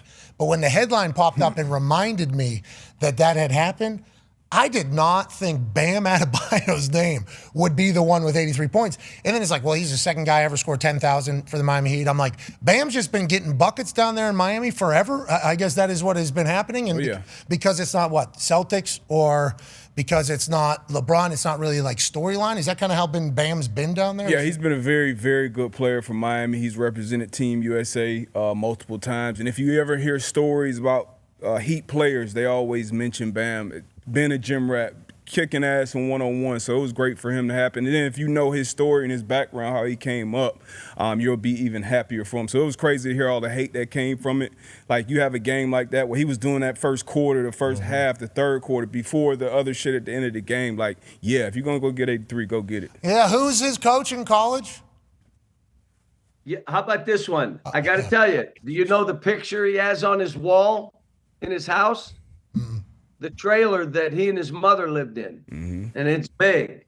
He walks in, he is reminded. Everybody tells me he's not changed. He's the first in the gym.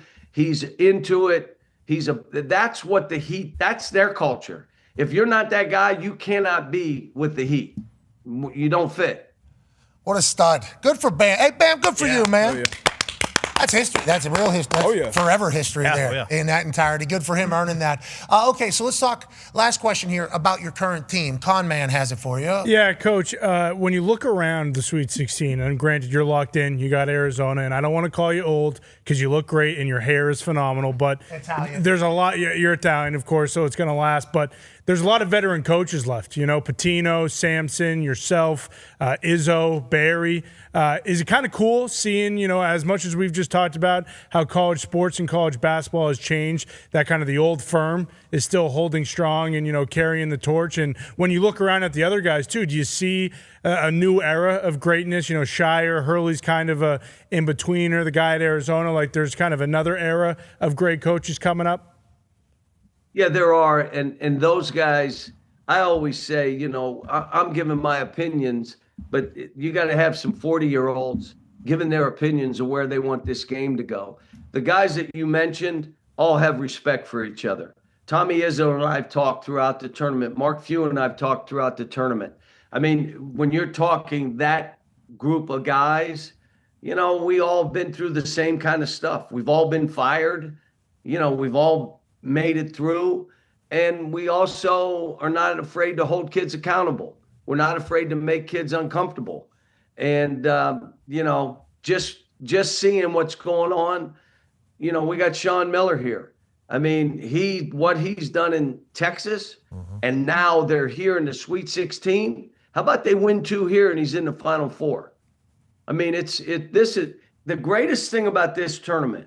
There's not best of 3. It is one game. Nothing else matters what you did or what's ahead. It only matters what goes on.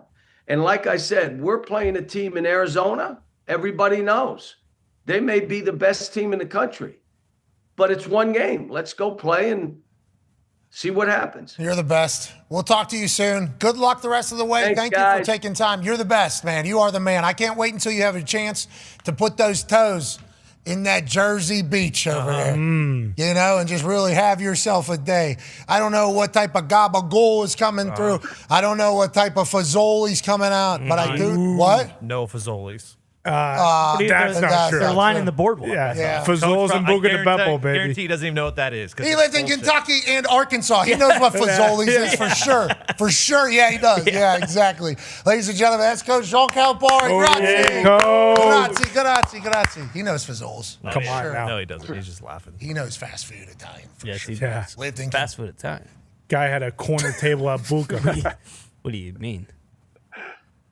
Fazoli's has a drive-through and it's Italian. Fazoli's has a Michelin star. Last I checked. I don't think so. It's unbelievable. A Michelini star. Yeah, well, I mean, I didn't know what Fazoli's was. You're right. I didn't know what Fazoli's was until I moved to this dumpster of Italian food of a town. So. Whoa. Whoa. Jeez Louise. I'll tell you what, those breadsticks. Oh, my God. Piping hot every time. Hot? I don't know how they do it. I don't. No, Olive Garden. Oh, OG's will hold it down, too, for you. I'll talk about that. OG's a step above, yeah. Yeah, OG's is a place that will certainly. How's OG's doing? Is OG's all right? Remember, we weren't allowed to do OG's there for like a month and a half. That's right. Said who? What happened? I think OG's got canceled there for about maybe a week. You guys are watching the wrong television channels. I was on the internet. More than olives in that garden. Yeah, but I won't. I was excited to get back in there and get the bottomless. Yeah, bottomless breadsticks and soup. Yeah, I was excited to get back in there. Breadstick. We're gonna do some journalism here, AJ. How do you feel about it? Oh, I feel great about it. You know, I think if not us, then who? Yeah, I'd agree. A massive thing happened. Like a massive thing happened.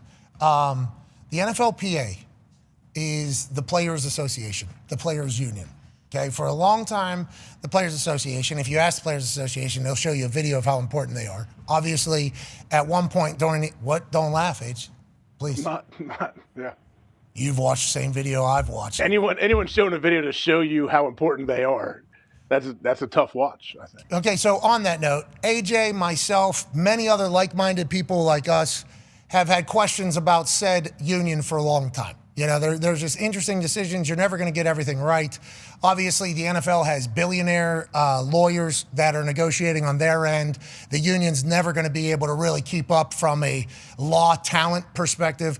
But if they did have the talent for the lawyers, they would actually get picked up in the middle of the negotiation and taken to the NFL side for the negotiation. So the NFLPA and most players' unions are fighting an uphill battle for sure, regardless in every single business. But they're a very important bunch. They're a very important crew. And the NFLPA has elected a former player to be the executive super duper guy. That's right. Okay?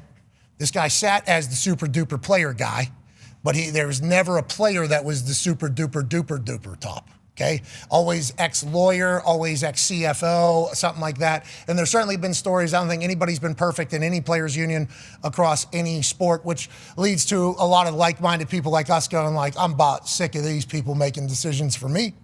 So I don't think it's an easy job. I don't think it's a fun one, but I do know we have somebody that's very passionate about it who's about to be leading the NFLPA, at least into its next CBA negotiations, which are going to be worth billions and billions of dollars. Ladies and gentlemen, former NFLPA president, now executive director of the NFLPA, a man who was a 4th-round draft pick in 2013, played 9 years in the NFL, and wow, he looks incredibly skinny now. He's ready for all the suits he's going to have to wear. Ladies and gentlemen, JC Tretter. Yeah, JC. JC, super suit. Super suit. Super suit. Look, Jack. How these little linemen do it? Super suit. You on a Peloton? Are you a big Peloton guy? Okay, yeah. Should have everybody. known. Yeah. Good to see you, JC. Okay, didn't go shake your guys' hands. That's all right. That's fine. No, not in the politics. Hey, listen, you're in politics world now, bro. I'm telling you, you're in politics shake world. my fist. Politic world. You got to do that. There's no babies to kiss, so I've thrown off a little I understand that. I respect that. I appreciate that. Okay, JC, thank you for joining us. Obviously, there has been massive conversation about you taking the role in which you are currently sitting in. So did I describe that accurately, where we've always had a player that's like president of NFLPA, but normally it was somebody who has some sort of legal skill set or other skill set that is actually head of NFLPA. They're the ones kind of guiding everything. You now, former player, as super head of entire thing. How do you feel? Is that an honor that you obviously weigh pretty heavy? And why did you decide to do this? Because I read that you didn't want to do this, I believe, like a year ago. So if you could kind of just start from there, and then we'll kind of roll off of that. Yeah, starts. The first executive director was Gene Upshaw, which was a former player. Started there, and then we've had non-players be executive directors since. Why I wanted to do it, I've loved the work of the NFLPA. It's not easy work. It's been a passion of mine. I went to school for industrial labor relations, which is the study of unions and labor organizing. So it's something I've been passionate in college. Okay. Where'd you go to school? Cornell.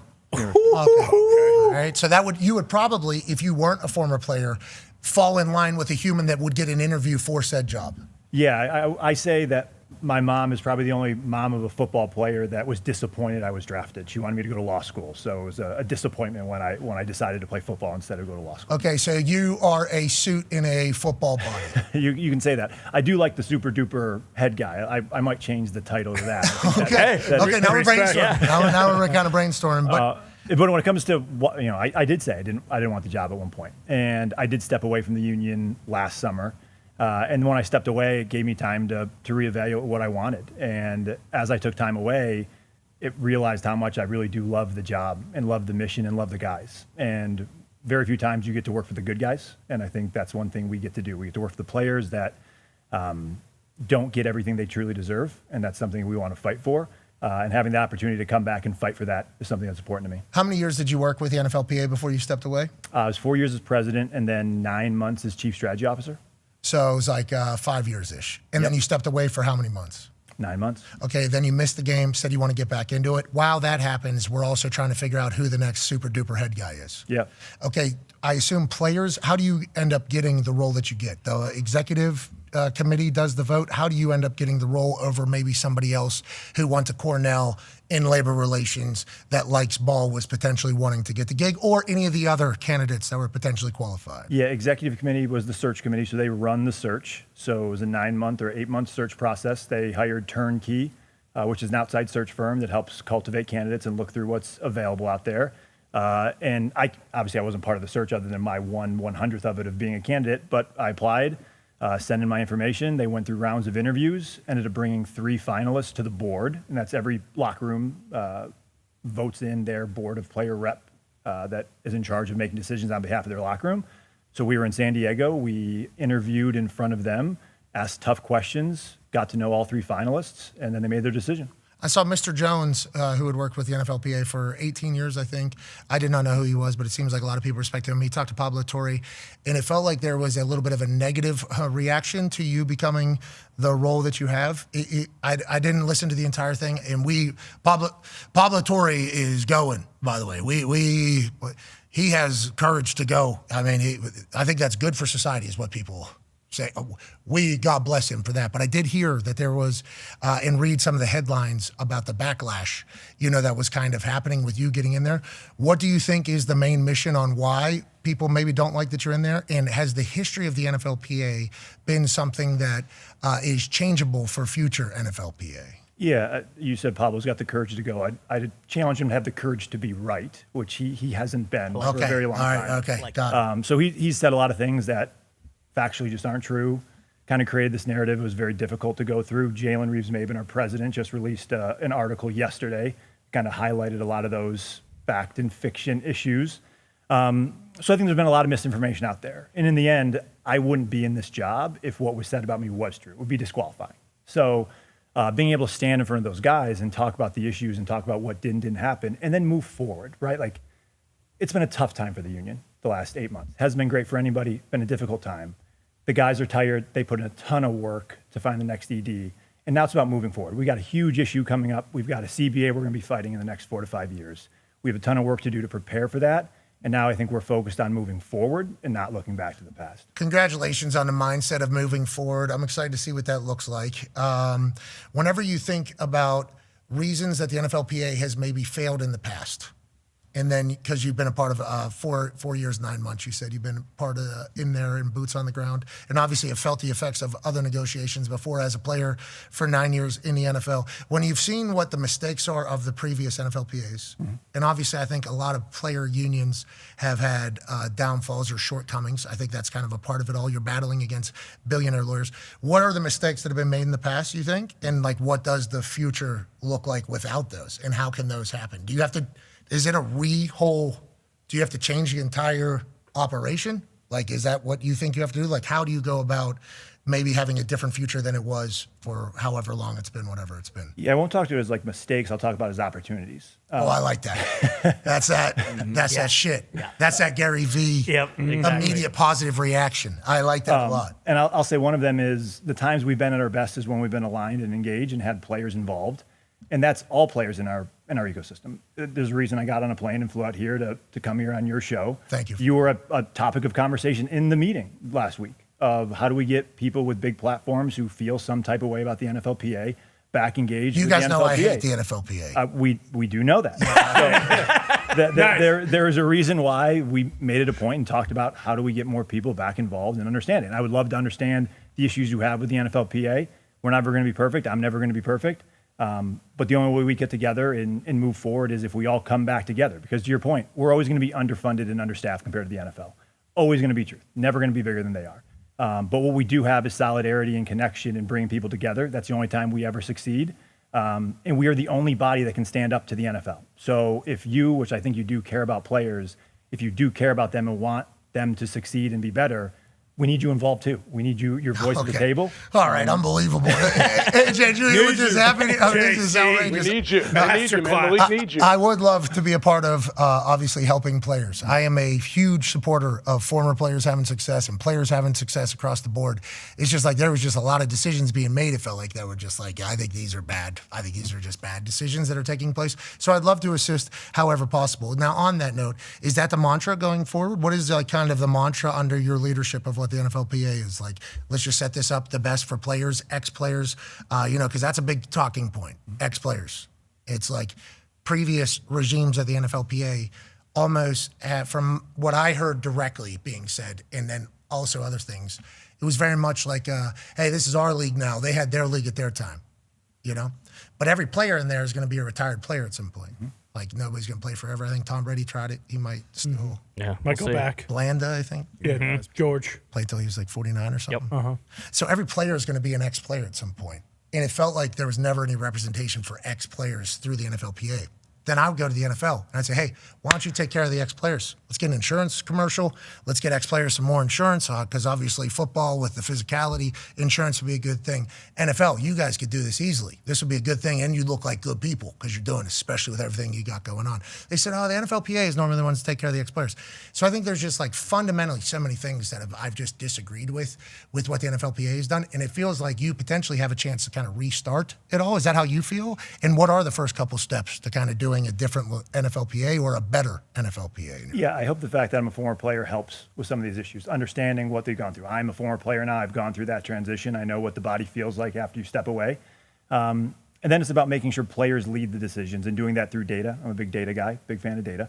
And making sure that we follow where our players are. I think one of my things I've seen over the course of my 5 years involved is I don't think we always land exactly where the players are because we don't know exactly where the players are. So what we've started doing is surveying all of our players. We get 1,700, 1,800 players, active players, responding to what they care about. and that way we can actually target the issues. I think some of the problems with the 2020 CBA was every gain that we fight for is hard. Like, it's hard in negotiations to get improvements. And what we can't do is get an improvement and players look at it and be like, I didn't really care about that. And then you really wasted a lot of effort to not get something they care about. So we really need to know exactly what players care about, make sure we hear from them directly. And the same thing with former players. We have a former player convention at the back end of our rep meeting in San Diego where I was elected, met with the leaders of those chapters that organize players throughout, or former players throughout the country, and talked about their issues and talked about what they care about and talked what would make their lives better. So we're trying to get that information so we can fight for them better. Who all are you negotiating with? The NFL, or the government, NFL partners, sponsors? Like who all on the day-to-day basis is the NFL negotiating with? Like Fanatics, are we negotiating with Ruben? NFL is the main one for the CBA, and then obviously we have a licensing deal with different companies. So we have a business side, NFLPA. When are those deals up? Do you know? Madden, I think, comes up in February 2027. Is the next big Okay, EA deal. so hey, video games. Here we go. Creators. Madden's up in 2027. Need the players. And you guys need a check to show up with at these meetings to make people interested. Don't we all understand that? Madden checks coming on the other side of that. Okay, so there are deals that you can potentially negotiate to bring money instantly into the pockets of players. Yep. Which ultimately is what they're going to look at the most and feel most interested about. I think it's one of the things. I think health and safety matters too, but I think money always matters as well. Yeah. All right. Well, good luck out there. I think you got a chance. That Madden one could be a big one for the players. Oh, yeah. That could be a big one for the players. AJ has a question for you, JC. Yeah, JC, how do you get the players on the same page? Like, I know, like the rep meetings back in the day, obviously, they're at the end of the day, you got to hang out to get your check and all that stuff. But with players on such different levels of their career, you got the superstars making the crazy money everyone sees, but then everybody else, I guess, how do you get all of them on the same page? I just think it's such a difficult task. How do you start that? Yeah, first off, we do direct deposit now. So I know we talk about the Madden checks, physical checks. So no one's showing up to that meeting? There's no way. Yeah, right. No way. I needed a fungible. I needed something in my hand walking out of that place, but I actually didn't sign up for the Madden checks the last 3 years of my career because I didn't join your guys' PA. We're going to get you back. We're going to get you back involved. Yeah, we'll see. There's a lot of damage done. But to get guys involved, one is to make them feel like it matters to show up. Like, you don't want to have a meeting where people show up and feel like we sat here for 30 minutes. I could go home to my kids. I could get some rehab, and I wasted 30 minutes of my day. I think the fact that we're heading into a CBA discussion in the near future, I think there's reasons to fight. And you talk about there are people that make a ton of money, there are quarterbacks, there are practice squad guys, they all have different issues. Making sure you speak to all those issues. You can't just speak to one niche group and think everybody's going to care about that group. We've got 2,500 players, all with their individual struggles, and you need to be talking about their individual solutions to those struggles. Yeah, so you got to represent everybody. That's always kind of the move the NFL kind of relies upon, is because the majority of people aren't the high-end people. So the majority of people in the NFL are going to want to vote something through whenever maybe the superstars don't want to vote something through. That divide has been an issue since the quarterback club, whenever Jim Kelly, Troy, Dan, Favre, they all kind of separated from the union and kind of did that. Do you see a time where maybe quarterbacks, especially with the way their kind of money is going, where they become in their own little bracket of negotiations with teams, where as opposed to the salary cap taking a hit because of quarterback potentially just becomes its own little entity or little world, if that makes any sense? And have you guys done any full strategy on what you're pitching in the next CBA whenever it comes to salary cap allocation? What's the salary cap going to do? And obviously how we go about getting it. I assume yes, but would love to hear some of your thoughts on that. I officially start in 8 days, so I haven't done any of that yet. So I've got a little bit while before we dive into Good delay. Don't need an answer right now. Good idea. But when it comes to the quarterbacks, I think the quarterbacks are critical to the overall union, and getting people involved and getting players to have a voice and a say, having them show up to the bargaining table is important too. Like, these all impact them. Yes, they make a ton of money. Yes, they are the stars of the league. But I think they do also care about all the other things that impact their teammates and themselves well after they're done playing. Yeah, the NBA had all their big, that's great for negotiation whenever your stars are kind of in there. But normally the deals end up being made by the people that aren't the stars, and the stars end up not liking normally or loving everything that's happening. That's a tough balance. I'm excited to see how you go about doing that. D-Bud has a question for you. Yeah, JC, what do you feel like is the most common misconception when it comes to the NFLPA, not only from the people within the ecosystem, which is, I feel like, more important, but outside of the ecosystem, like the players and former players? I would say it's their union. It should be their union. So the misconception would be that it's not the players' union or it's not player-led. This is player-led, and I think my election adds to that as a former player. And what I've always been about is bringing players to the table and getting them involved and making sure they have a voice and a say and making sure everybody uses their voice to lead us forward. We've had some successes during my time as president. I think our COVID negotiations were extremely successful. I would hold those up as an example of how it works and how our players use their voice. We had the issue, hashtag we want to play, where over 400 of our players, a lot of the stars, use their platform and their voice to fight for health and safety issues inside the COVID negotiations. And we did really well in those COVID negotiations, and that push by our star players helped us also succeed in the financial aspect of those negotiations too. So getting guys involved, making sure they understand the issues and the power of their voice. You're not always talking about work stoppages and lost game checks. There are ways to gain leverage and get people involved to make a difference well below losing money. Do you plan on showing up with ways or avenues to generate more capital for the business for both of you guys? For instance, has the NFLPA thought about maybe getting a game sold to a platform or agreed to a game happening on a platform so that the NFL can profit off of it more? Like, is there, when you go in to negotiate with the NFL, is there a, hey, this is what you guys are making, we're a part of it? Or how do you view kind of the partnership with the NFL through these next negotiations? Because the NFL could pick up a Wednesday afternoon game on Apple and get, I don't know, hundreds of millions, not Apple, any other platform. Apple hasn't gotten into the game yet. No. Kind of weird. Yes. Doesn't it feel kind of weird that they have not gotten into the game yet? Yeah. I guess they don't have to because they are in everybody's pocket. Steep price, too. But it feels like every platform that wants to get in will pay whatever to get in. Mm-hmm. Amazon, the number was like triple they pay. Netflix for just Christmas and whatever. The NFL can kind of sell off these little showcase games, let alone the 18th game that's going to happen. Is there a way to negotiate and understand that that is great for the salary cap for players while also trying not to get completely shafted? Like, how do you think you're going to go about doing business with the NFL? Have you thought about that yet? And in your eyes, through the COVID negotiations, how much did you learn about how business with them actually works? Because I might be very naive to the entire process. These are billionaire lawyers trying to get every penny, I assume. Yeah, one, the league is very good at making money. I think that's one thing we all know. They are really, really good at in increasing revenue. And luckily, we're in a revenue sharing business. So as they increase revenue, we get our percentage of the pie. I think when you talk about new time slots or game slots or more games, I think our focus is on the health and safety of that, of how do we make sure we keep our players safe. And being a former player, I played when I was 16, I played when I was 17. I had a question yesterday where it was like, do we know the impact of that extra game? It's like, I knew how it felt playing 16 games. It's not like I was rosy playing 16 and now the 17th is a question. It is very hard to get through the season. I think everybody that's played the game understands the physical toll it takes. And our job is to make sure that we don't set our guys up for more physical pain and anguish late in their careers and after they retire. So I think that's always our job, is to protect our players. That's the job of the union, is to protect their members. And that's our focus. Yeah, they're saying something about like maybe only 17 games for that. There's so many different ideas on how the negotiation happens because, man, there's so much more money available now than ever for football, especially with primetime games or specialty games. So the NFL trying to get as international as they're trying to get. That 18th game, as soon as the 17th game was agreed to, that 18th game was certainly coming.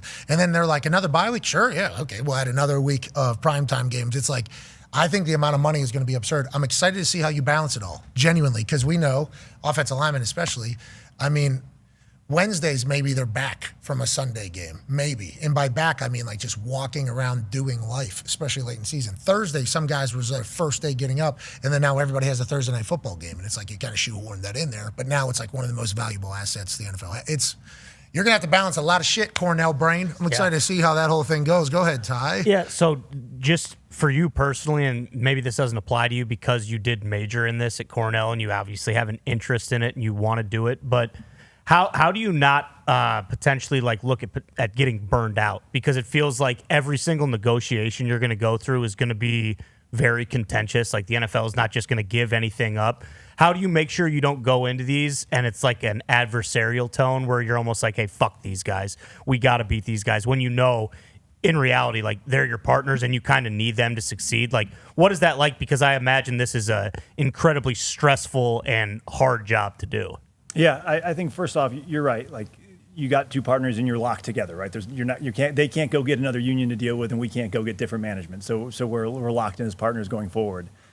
One, this isn't for my personal burnout. This isn't the JC Tretter show. This isn't the JC Tretter union. This is the players union. So yes, my job is to lead this organization and get us organized. But we have players leading and making the decisions. And then second, I love this work. This is something that is an absolute passion of mine.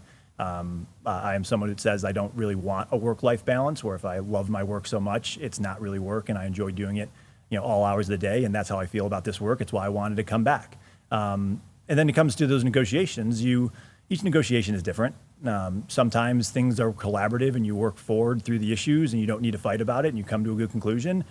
Other times they test you, and you test them, and it gets to more of a fight, and in the end you come back together like any relationship is, and you realize how to move forward. So that will always change through each negotiation, each issue between the two sides. What's your tactic? You do the bread, you come in nice, then let's get to the meat of this thing, and then we end out a little bit nice. What is what is your style, you think? What's it going to be like? Are you winning them over? Hey, how we doing? Today's a good day. Or are you, hey, I hate your guts, and this is what's going to happen? No, I don't think it's one. You can't just be one thing, right? You can't just be I'm going to be a hard ass all the time and make everything difficult, because I think you lose a lot of low-hanging fruit when everything's difficult. Yeah. So if you instead, I think working collaboratively as far as you can, and then eventually you have to make a decision of what's best for your players. If things start coming up that are bad for your players, like the COVID negotiations when we couldn't get health and safety protocols, then you have to elevate it to more of a fight, and then you see where things shake out from there. So you want to go as far as you can without going nuclear, but you have to be willing to and capable of going nuclear. Yeah, you have to. They have to know you could potentially go nuclear. Yeah. There has to be a constant fear of that. From my experiences, has to be a constant fear of this could end. Whether if that's how you would like this to dance, I think we could certainly do that. Let them have it, bud. But also, you need them, and they are fucking very good. The thing that I didn't like about the last NFLPA's representatives, it was my rookie symposium down there in Florida, and I think it was Damari Smith's first time speaking. Maybe I don't know. I think it was his first time, and I just I've always been a fan of business. Like I enjoy the act of making money through business, and the way he spoke about we're going to war with the NFL, we got a war chest and this is going to be a long fight or whatever. My immediate thought is like, well, they're billionaires, we're not, so long fight, not good for us. I think they potentially ice us out. And aren't they our partners, Like, shouldn't we just maybe not just want to kill them? Maybe hey, you guys are really good at making money. You also need us. Can there ever be simpatico? Is that ever possible? Do you think that is a possible thing, or am I way too naive in thinking that? Like Roger Goodell, I feel like is one of the best speakers in the history of speaking. You put him up against politicians, you put him up against anybody. He is one of the best speakers of all time, but I think he's also a very good business. I think he's a very talented business person. Obviously, you've talked about revenue sharing, how we both profit, but is there a chance that you guys do that type of business with the NFL, or should I stop thinking that that's anywhere near reality? That's absolutely possible. Now again, okay, let's do that. Let's take advantage of their super genius, because those fuckers are really smart over there, and they got a lot of money. And if we can get lifetime insurance out of these fuckers, that'd be great. AJ, wouldn't that be great news? Yeah, that should be first on the docket, isn't it, JC? Yeah, JC, it's got to be it. And then on that note, there's also something that is potentially causing long-term problems. That was a big fight on the social media. Go ahead, AJ. Yeah, JC, he's talking about the whole field turf situation that players are up in arms the last couple of years. I feel like it's died down lately. Where are we with that as far as trying to make all these places have natural grass as a surface? Yeah, I think all players know what they like and know what it feels like to play on turf versus grass. I think measuring that's important, but I think the player experience is important. We surveyed the members. 92% of the members say they want to play on natural grass, so pretty clear. Not much doubt in those numbers. But I think what we've seen and what the leagues talks about is that the injury rates have come together, and they're comparable between grass and turf. The issue behind those numbers is that grass has actually ticked up in injuries, which means we have to make sure we're having good surfaces. So it's not just having grass and going out on a muni golf course and say, well, this is Augusta. No, it's not. It's different. We need to make sure that we have Kentucky bluegrass. That's right. We need top tier grass surfaces and making sure we have performance to keep guys healthy and safe and be able to perform out there. Yeah, we need supergrass. Don't you think we need supergrass? I'd take supergrass. Von Miller's got it. JC, why'd you sign up for this job, dude? Seriously, I'm very thankful you did. And you said you love it. Yeah, it's your passion and everything like that, man. As soon as you were named the super duper guy, I was like, man, ex-players up there. Hell yeah, congratulations. And then I opened it up. I'm like, oh, there's going to be so many people that are mad about this. And then not only that, you're going to be judged completely on how your group of people negotiate against 32 billionaires. I think they're going to be moving one of the non-billionaires who's an owner, probably not going to be an owner for longer.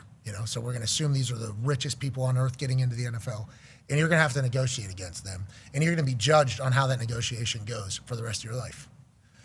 Good luck, dude. Good luck, dude. Appreciate the pump up. That is, I'm thankful you're the guy for it. I didn't know we had a Cornell law union labor major guy. I didn't know we had that. I knew you were the NFLPA president. I thought you just really liked it, and you're like super pro players. I didn't know you actually went to school for this shit. That's like the type of person you want running the thing. So certainly qualified. I should have known that, even though my trust in the NFLPA making right decisions is pretty low at this stage. I should have known that you probably weren't qualified for the role. Okay, that's pretty fucked up by me to even question that in its entirety. But after talking to you and knowing you here for a couple of years, we do believe you're going to try your absolute best for the players, and we're grateful for that. So good luck out there. And obviously your shins are going to get banged really hard through this entire process. But you know that. And you look that's a good quarter zip there, isn't it? Oh, yeah. Clean. Debo, look at that quarter. It is very clean. Things have changed. Look at that. PA looking up. It is looking up. Great clothes. You sending that to the boys? You sending that? Oh, we'll get you a bunch. No, not me. Whoa, we got the guys got them, but you're getting one too. Oh, the boys already got them. Oh, they already got them. Big Lululemon guys. Yeah, we like Lululemon, right? Wow. Sure. Yeah, we'll take a few, I guess. Yeah, I'll send them over. Yeah, I mean, me putting an NFLPA thing right on my chest would certainly be quite a move in my history, in my life. I campaigned on. Said I'm going to get him in a NFLPA quarters. That's what got me elected. There we go. Good politic. You didn't shake the hand earlier. Yeah, true. Yeah, but you just dropped the campaign thing. He was ready for business. We appreciate you, JC. Good luck out there, man.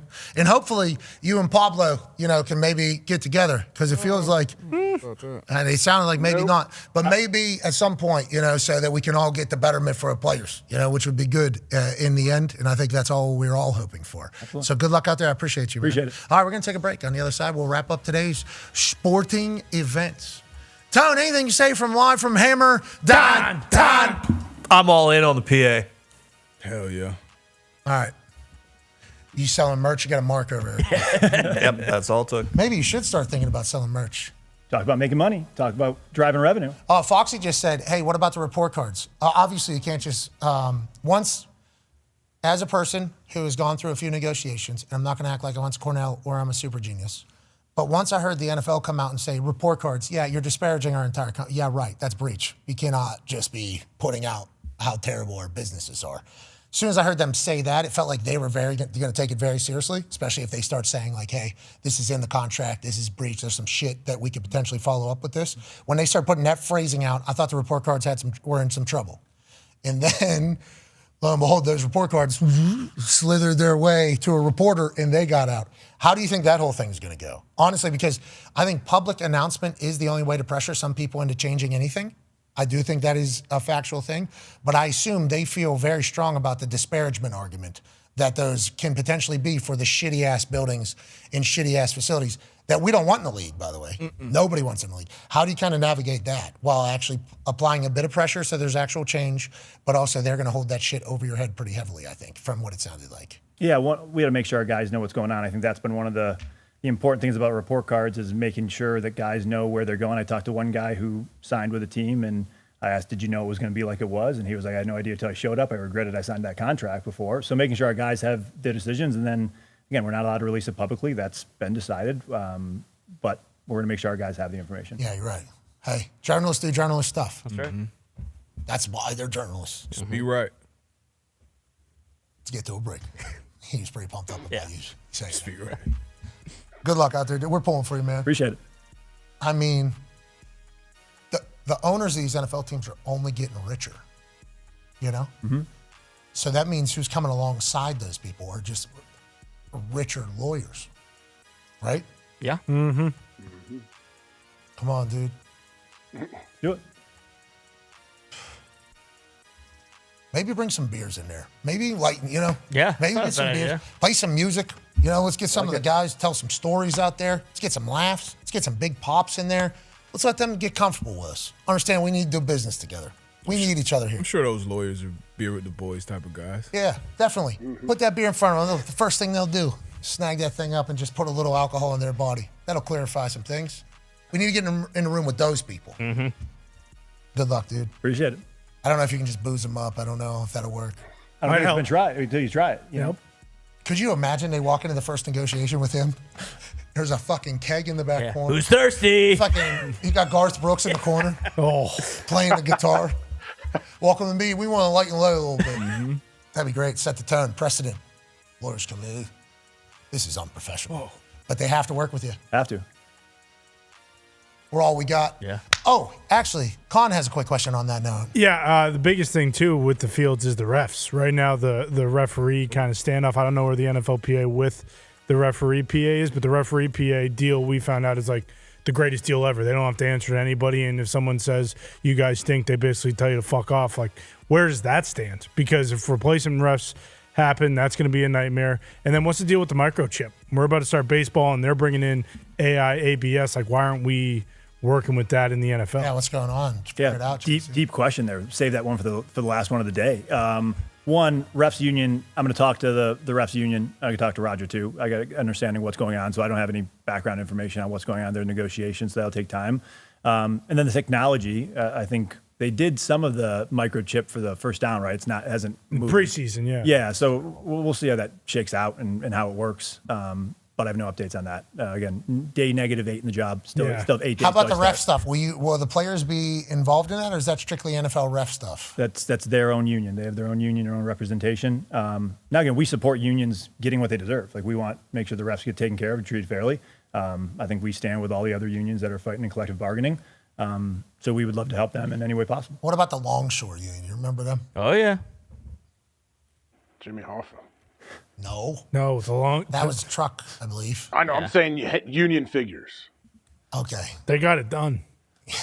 That's in the You need to study that guy. Study the past. You need to dress same way, too. Yep. He shut it all down. Whole East Coast. Whole country. It's ready to go nuclear. Nothing's He coming was. through. Yeah. He was at that moment. We don't need that. Ball's in a good spot. We need to keep it going. Okay? We need ball to continue to thrive. But we need players to also benefit greatly from their hard work and their talent. You're the man for it, JC. We appreciate you. That's JC Tretter. We'll take a break. We'll be back on the other side, wrapping up all today's sports events. Thank you, JC. Yeah. Go Big Red. Oh, yeah, JC. Good luck, dude. Good luck. AJ, could you imagine? No, never. I cannot. Actually, I just try to deal with NFL players, let alone having to go back and talk to the owner's lawyers. Like, yeah, it's good luck. Good luck, JC. You are the guy, though. You do care, which is great. One locker room trying to figure out. Just one locker room. On what's happening on Thursday night. Where are we going? Who's going where? How's the who's setting it up? That's why you read all those books at Cornell. That's right. You didn't cheat at all. That was before ChatGPT. That's right. Right, the old-fashioned way. Books. And that's what you're going to do at the negotiation table. Hell yeah. The old-fashioned way. Get the job done right. Bang. Tough beer. See you in 10 years. Respect. Good luck to you. We'll be back on the other side. Be a friend, tell a friend something nice might change their life. Hey, you know what, JC? Yep. Hell yeah. Team on me. Anything to say to the group here? Quarter zips on me. Yes. I'm bringing them. Everybody. Pat's wearing it. He's guaranteed it. I heard that as a locked-in thing. Nope. We're going to get sent out right away. I want to hear it. NFLPA on 3. Let's get it on. Let's get it on record, right? 1, 2, 3. Hey, see you on the other side. Wow. Let's get that clip. I need to post that. Okay.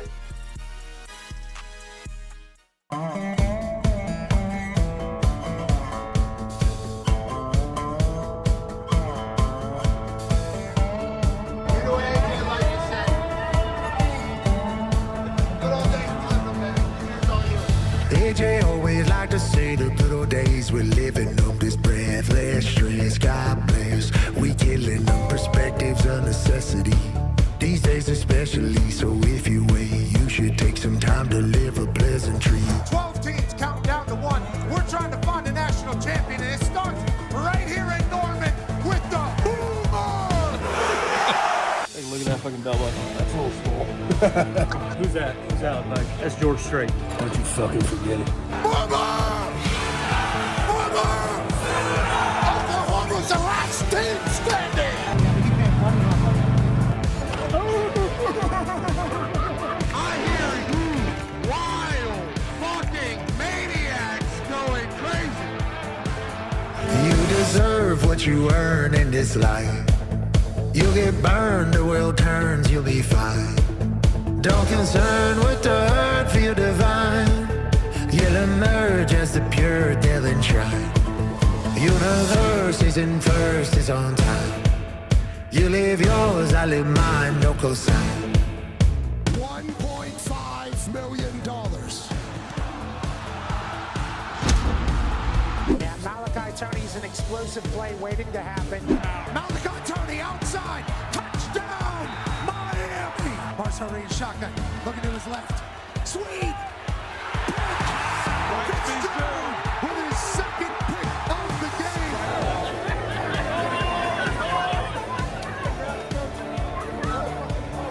He said as soon as he saw me wear the hat, he wanted to shove it up my fucking ass. So many people paralyzed by fake problems. See all the negativities impairing all their prophecies. Never fail, always win, gotta be philosophy. This life is one and done, it's an actual anomaly, that's why. Tonight it's Darius Butler versus AJ Hawk in the Cotton Bowl. He has been able to do whatever he wanted all year. Keontae's cap should have been a Thorpe Award winner. Big six, baby. Big time play. Stop it. Hey, big time play. Keontae Scott was the stadium. All right, Foxy, you better tell me if you're filming him. I do not give consent. Not in this ball. Devon. Yeah, buddy. Crib that thing. Got a mismatch over there with Jeremiah Smith. That's where he looks. Jeremiah Smith. Catches. Touchdown. This is Texas. You can't hold up. Touchdown. I caught it. Oh, You did? no. Caught him on the head. Shamar Bryant off the gun. No boss call by Ohio State. Touchdown. Hurricanes. This game is over. The Miami Hurricanes have won the Cotton Bowl. Good for you. Good for you. I need that Ohio State jersey. It's time to put belt. Oh, no. Cheers to all you motherfuckers. Appreciate you.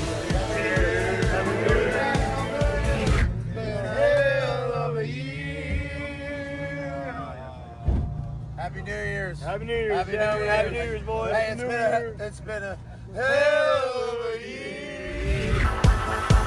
That's why AJ always like to say the good old days we're living on this breathless stress. God bless. We killing them perspectives of necessity. These days especially, so if you wait, you should take some time to live a pleasantries. Anchors out, identify. Life is lit, I guess that's why. A couple times last night, I could have got you with a double leg. You're going to get nice and beat up when I see you. Indiana Hoosiers are winning the Rose Bowl. What do you do? When they get in the paint. Oh, what a grab! What a grab!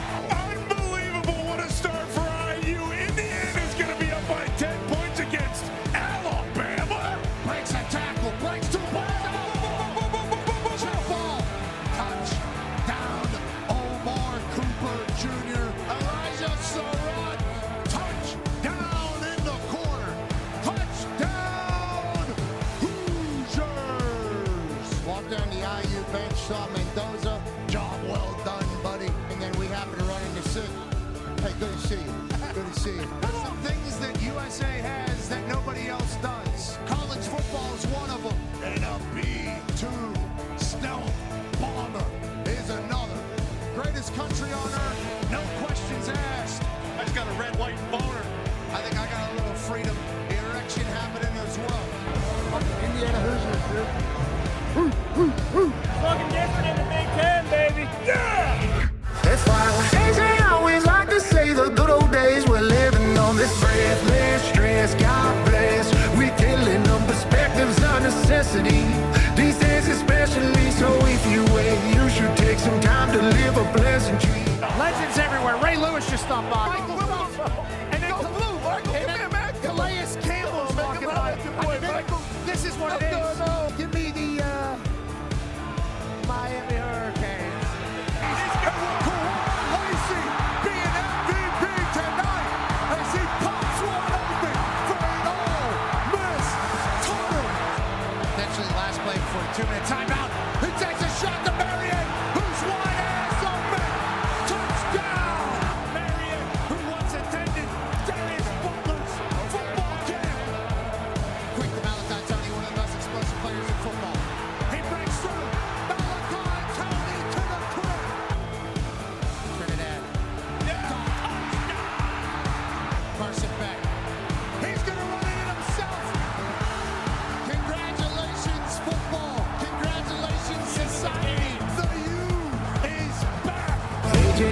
like to say the good old days we're living on. This breathless stress, God bless. We killing them. Perspective's a necessity.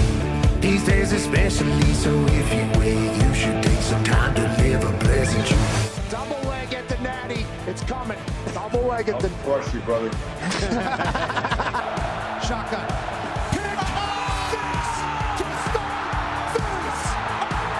Fernando Mendoza spinning it. Touchdown. Omar Cooper Jr. Fernando Mendoza takes a shot to Becker. Touchdown, the Hoosiers. Shake, rattle, touchdown. This ref incredibly jacked. Oh, yeah.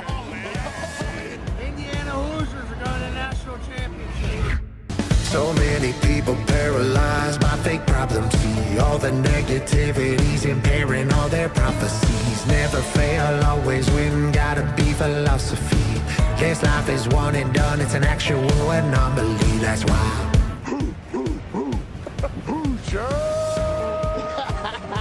Win their first national championship. Ty, what's Sig saying here? Hey, that's BS. Look, he's right under the chin strap. My quarterback's not even looking. He's taking one right in the mouth. Knock his teeth out. Joyce in the punt. He's been out here a lot.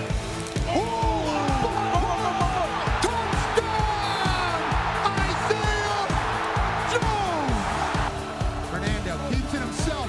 I'm going to run. Mendoza! Mendoza!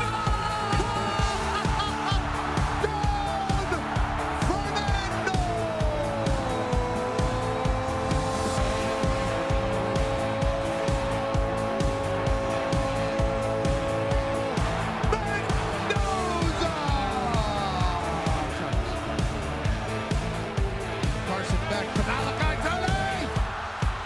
This dude's unstoppable. Can he do it again for Miami? Takes a shot. Interception. Jamari Sharp says, give me that.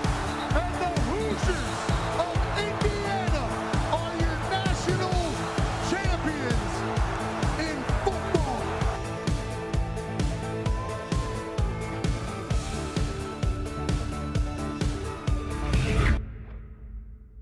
You look back and you think, oh, those are the good old days. Nope, I've told you before. We're living the good old days right now. It only gets better every single day. Hell yeah! It's electrifying here in Happy Valley. We're lucky to be here. And, you know, the way you win this is you have be the first 300 people here and you get a ticket. And then we randomly select a ticket, and that person gets an opportunity to kick a 33-yard field goal for an undetermined amount of money. This week, we had our man, William, right? What's your name? William, yes, sir. You won the raffle, and you said, I don't want to kick because I suck at kicking. Is that accurate? More or less. What is your major here? I'm a finance major. Okay, so money decision was, I suck at this. Let me try to find somebody who's good at this. How did you land on my man here, and what are your hopes in him? Well, I was looking around. I saw my man. He said he plays soccer, and I was like, this is my guy right here. My guy Carson. I have faith in him, so I know he's going to get it done. All right, you're Carson, right? You played high school soccer. Is that accurate? I did play high school soccer. Where are you from? I'm from Hanover, Pennsylvania. Okay, you're a Pennsylvania guy. Have you ever kicked a ball before? Other than not football, soccer. Okay. Well, hopefully you're terrible at this. It's $100,000. Are you guys splitting that 50-50? Yes, sir. Okay, so we'll make it $300,000. $150,000 for both of you. Okay? You only get one kick, though. You've gamed the ticket game, which I appreciate and respect. It's up to $300,000. $150,000 for both of you. Only one kick, though, Herbie. We're not doing anything. I don't care how many Staters chant for another kick. Only one, Herbie. Played high school soccer. He's a good player. We got a problem here. That's right. It's a whiteout. It could be a special day. You can help out your guy, William, in winning $150,000. One kick, 300,000, two.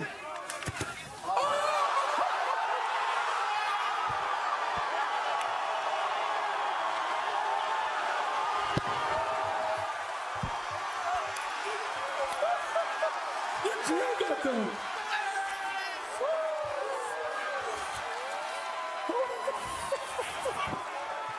You're a good man. This minute, You're a good man. Carson, congratulations. You crushed that. William, way to go. No, it has been an expensive year out here at the field goal kick. Carson, I'm proud of you, buddy. $300,000. decisions were made, and the first top 6 whiteout has a magical vibe and an expensive one. We are.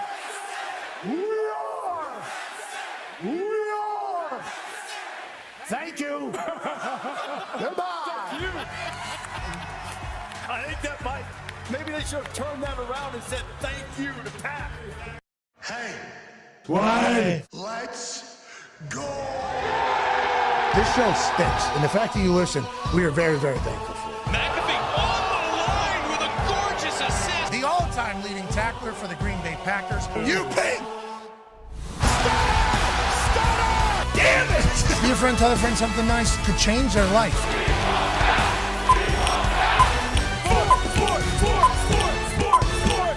Hello, beautiful people, and welcome back to our humble abode, the Thunderdome, on this Big Sports Tuesday, March 24th, 2026. Hour 3 of the program begins now. Sport are the greatest. That's AJ Hawk. The Toxic Tables here at Boston Connor and at Ty Schmidt. One half of the Hammer, Dahn. Cowboys AP Tone is here. 9-year NFL vet Darius J. Butler is here. AJ, I don't know if you know this, but obviously March Madness is happening, and obviously the NBA playoffs are heating up. I mean, it is certainly electrifying. Their salary cap's going up $10 or $11 million. That's all you need to hear, let alone all the other projections. Good for them. We got magical things happening all over the sports world, but the NFL is cooking. And we are still very much in the middle of draft season. We are still very much in the middle of who's going to make it in the NFL, who's not going to make it in the NFL. Combine, big deal. A lot of guys sit out of the combine. What do they want to work out at? Well, they want to work out at their pro days. Ladies and gentlemen, we are in pro day season. Yesterday officially kicked off pro day season, and D-Butt has a pro day showcase. D-Butt, what happened at these pro days yesterday as a few schools were showcasing their talents to the NFL? Yeah, you mentioned pro day, and it is a huge box to check. Like you said, the combine is one thing, but with these seasons, a lot of times being longer, sometimes players recovering from injuries or whatever issues they may have, they just want to perform at the confines of their home facilities. They're going to do this. The two biggest pro days yesterday were LSU and Miami. I'm going to start at LSU, starting with the quarterback, Nussmeier, who coming into this season was projected to be one of the highest quarterbacks drafted. Didn't perform that well this season, got banged up, but he threw it around well. He showed some zip. I think only 3 balls hit the ground. This was big for him just to show that he was fully healthy. So he threw the ball well. A lot of talent obviously up there at LSU, so it doesn't end with him at the quarterback position. Also, Harold Perkins Jr. Oh, yeah, he's been around a long time. Yeah, he has been around a long time. Tone gave me a little more background on him as far as his freshman year. I think he popped up on the scene. Last couple of years been kind of tough for him to find it, been injured, kind of an undersized backer, but he ran a 4.38, so flew at a 10.4 broad jump, 35-inch vertical, so that's good for him. Once again, he dealt with some injuries, so this was great for him being healthy. They also didn't know where to put him, right, Tom? Yeah. It was like, should he rush the passer? Is he going to be an X? Because he could run a 4.3, but he could rush the passer, so I think LSU, when he was a freshman, just kind of let him do that. Then he wanted to move him. It didn't work. It felt like he was always trying to find a home, is what it felt like. Yeah, as a freshman, he was first team All-SEC. His breakout game was against Bama. He basically spied Bryce Young the entire game, if I remember that correctly, and had a great game against them. But then they could never figure. Then they had defense coordinator changes, but they could never figure out where to put him, whether it's be an edge rusher, whether it's going to be middle, whether it's going to be at Sam or Will. But at 6'1", 222, D-Butt said he is kind of tweener. So if an NFL team can figure out where they want to put him, he's an athletic freak. But that just no one has been able to figure out what they want to do with him. Where are you putting him at there, D-Butt? 4.38 is outrageous. We had a teammate who was potentially thinking about safety defensive end hybrid. I'm not saying 6'1" is doing that, but where would you put this type of athlete on the field? Somebody will figure it out, is what we're guessing? So you hope a good coach will figure it out, and we're in kind of the age of the tweener. You know, you want a guy who can cover, who can rush, who can do all the different things. So if he got it, and I would assume where he's probably going to get drafted, he's going to have to make a name for himself on special teams first and foremost. I would assume when you have those type of dims, you can probably be a core teamer. So 4.38 on kickoff right now. Flying down the field. Obviously, you're a great athlete, and if he can find a way, obviously, I always start with if you have any ability to put pressure on a passer, that's going to help you. And then obviously covering. Nick Emmanwori was a guy who completely changed that Seattle defense. He's not, at that level, I don't think, but who knows what he can be on the next next level. And speaking of the next level, Mansour Delane, who's their corner, who will be CB1 in this draft, he had to check a box, which was his speed. You know, he didn't play slow, but if he ran anything in the 4.4s, he was going to be CB1. And he ran 4.3s, mid to high 4.3s, which is a great time for him. His film is great. He's fluid, about 6 foot, 190. He can press, he can play off, great in man-to-man coverage, which is extremely important in the NFL, but also very good in zone. Rarely do you see a prospect that can come out and have the feel and the aggressiveness and the speed and the twitchiness to play man-to-man coverage, and then also have it between the ears to be great in zone as well. So he checks all those boxes. I think he will be the first cornerback off the board, probably somewhere in that top 10 range. A lot of people are putting him right now with New Orleans Saints. I think the Saints actually tweeted out his 40 yesterday, but he's a big-time talent out there. Actually caught some balls lining up at receiver yesterday too, caught some deep ones from Nuss. So he has the ball skills, he has the speed, he has the size, and he also has the aggressiveness to play the position at a high level. So he'll be CB1. Delane is the name? Delane, yep. Delane is the name of 4.38. And then is everybody fast, AJ? Is 4.38, 4.38 for Perkins? I remember Perkins' freshman year, and then I remember riding the wave of what positions he's supposed to play. 4.38 all across the board everywhere. It's insane how fast football has become, AJ Hawk, while being huge still. Yeah, while being huge, that's the thing. Like the size of these guys that can run 4.4, 4.3 is what's crazy. And then when you couple that with like the fluidity and being able to turn your hips and go and put your foot in the ground and change direction, that's I think what separates a lot of these people. Yeah, and he actually hits that thing. Stole a couple tenths of a second. Because that could have been a 4.39. It could have been. Maybe a 4.4, but instead he hit the how you doing? Got to. Yeah, you got to do that. I mean, these dudes, special talent, man. Yeah. And Delane, this is the first time I'm hearing that he's CB1. I know Jeremiah Smith had him on his. Mel Kiper's got him on the big board. Him going top 10 would be insane. Now we know that the guy can float at 4.38 for his pro day. There was another massive pro day that happened yesterday. Iowa. I was going to say, you mentioned LSU, you mentioned Miami. I believe Iowa had the most Pro Bowlers in the NFL last year, so it's crazy. Really? Whoa. Really? Yeah. Maybe a couple future Pro Bowlers were working out over there in Iowa? Maybe, but I get it. You know, although there could be a couple D-backs, you know, that might.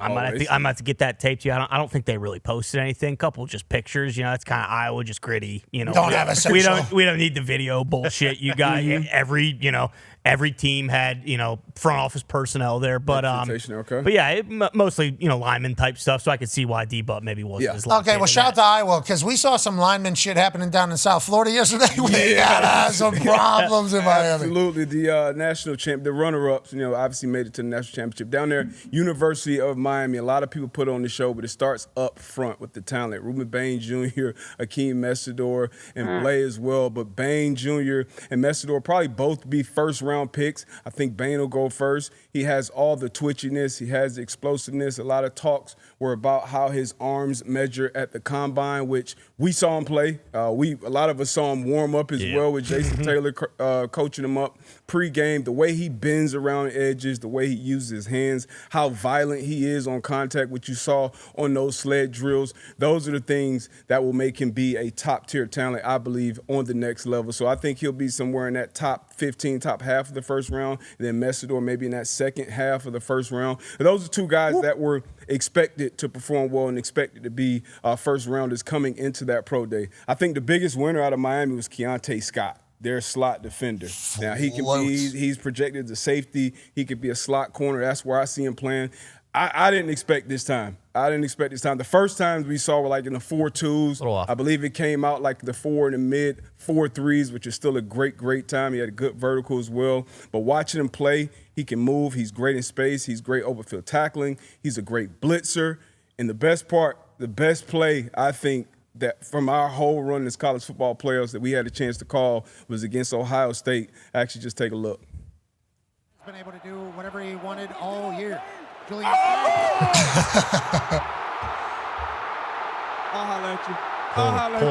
Keontae Scott should have been a Thorpe Award winner. Boom, hits the Thorpe Award. What a moment.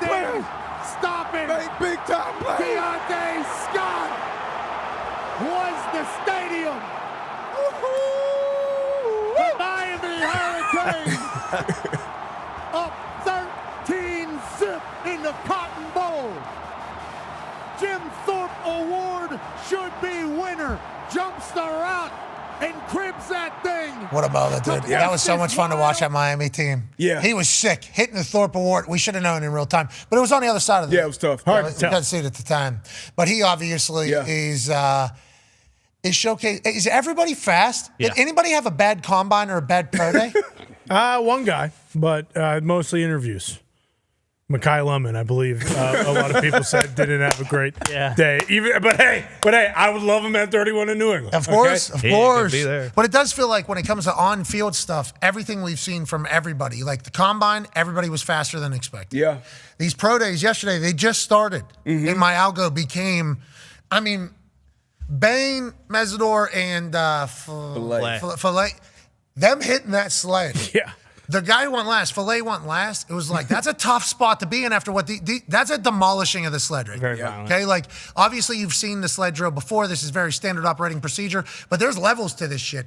The amount of violence that was happening in those first two, the amount of violence in those first two, for him to have to follow that, I was like, this sucks for this guy. And then he followed suit, fucking wrecks that thing. AJ, that was a violent operation.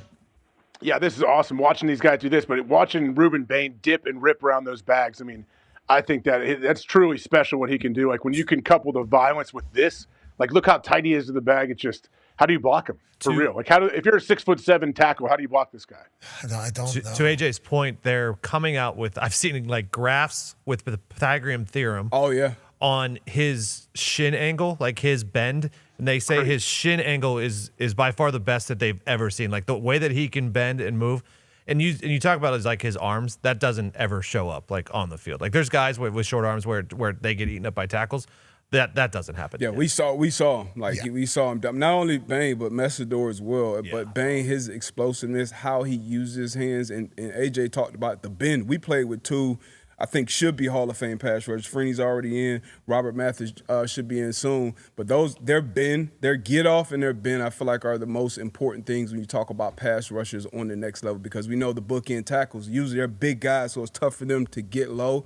And you see how they cheat to get off sometimes is to protect them. So if you have guys that can get off and get to the quarterback, that's a game changer for any program. And we talk about practice all the time. Like they're going up against the number 1 rated tackle this year, right? And Mo Iago, who might play guard, who knows, but still. And then the biggest guy I think I've ever seen on a football field, Markel Bell. Oh, yeah. Was it their other tackle? He was like 6'9", 380 pounds. And that's what they're going up against, in practice every single day. So they were both ridiculous. Great names, too. Mesidor and Bain, and then Blaze coming through. That Miami team was fun to watch. They were thumping folks. Yeah. Like that was, they enjoyed. A&M on. They enjoyed hitting people.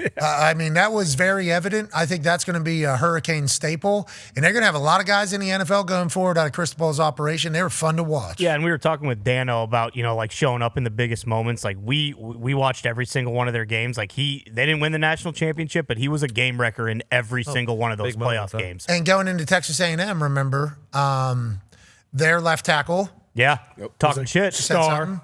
And then we obviously made it a thing. How could you not? Had to. Because we have this whole thing. And then we're watching that Texas A&M game, and it's like, hey, Bain's name starting to show up a lot around here. Mm-hmm. And then his ass is full on, excuse me. And it's like, well, that's one game. Is he going to be able to continue? Then the next one. We got the arm cross fucking Baines here. I was born. Took over. Mm-hmm. Just absolutely took over. And then Mesidor on the other side, it was like, geez, Louise. This is exactly how you want to build a team, especially if you're Mario Cristobal. Good luck to them. Their Pro Day showcase was certainly one I enjoyed. Great work, D-Bud. We didn't have any offensive line stuff, Ty? I'll be honest. I went through and I scoured everything. I don't know if there was one video posted. I think everyone kind of Pro Day is important. And we know we're going to get some guys, drafted this year, probably several. Kind of all eyes are on Thursday right now when it comes to Iowa. So what's going on Thursday? The fucking boys are playing in the Sweet 16 against a hated rival. Unbelievable that they're playing Nebraska. So everyone's focus is kind of. I know Nebraska has a very, very, very passionate fan in Will Compton. Sure. And we obviously are tight with the Nebraska community because we had Coach Rule on the program this past year. And did they like that or hate that? Who? The Nebraska community. Did they like that he was on our show? Yeah. Probably for like the first 4 weeks when it was like, hey, they're going to the college football playoff, and then like week 10 when it was kind of like what I said and what everyone said was going to happen. Like, they'll be 6-6, and then they'll be like, why the fuck is this guy going on this show every single week when we're routinely losing games we shouldn't be losing? Yeah, but he was really good on the show. We appreciate Coach Rule. I love Coach Rule. He made a commitment. I love Coach Rule. Rule's house. Raiola will wear number 8 at Oregon. He's been given permission from Marcus Mariota, who has an entire hall of success, and also Dylan Gabriel, so he can certainly wear the 8 in its entirety. How would they do that? I know. I agree. What the fuck are we doing? Leinart just gave you the game plan, the book. He's not even starting, Coach. Oh, no. He's a backup. Don't do that. I just saw him get into a burger debate. Let's go back to the pro days. We got a lot of them this week. We'll certainly cover them. D-Butt will have his showcase as they go through. Yesterday, Toledo also missed that one. Oh, yeah. Okay. They got the cornerback. They got one of the best safeties in the draft as well. Yeah, they did the combine big. I think they took it easy yesterday. Okay, sounds good. Today, Auburn, Notre Dame, and Texas. That'll be gigantic. What will Jeremiah Love do? UConn's today? Yep. I know Jordan Reed said. That's fucked up, Jordan. Is there anybody added? Skylar Bell, Belinda Call finalist. Well, there's a chance Joey Fagnano is going to go in the first round too as well, right? He was spinning Nobody's talking about it. He was spinning it at the combine. That's how you say his name. Wednesday, Alabama, Arizona, Ohio State, Texas A&M. AJ, I know the Ohio State Pro Day is always a big to-do, and I'm being serious with that. It is always a big deal. Every NFL team has been at Ohio State's Pro Day for the last 100 years, basically.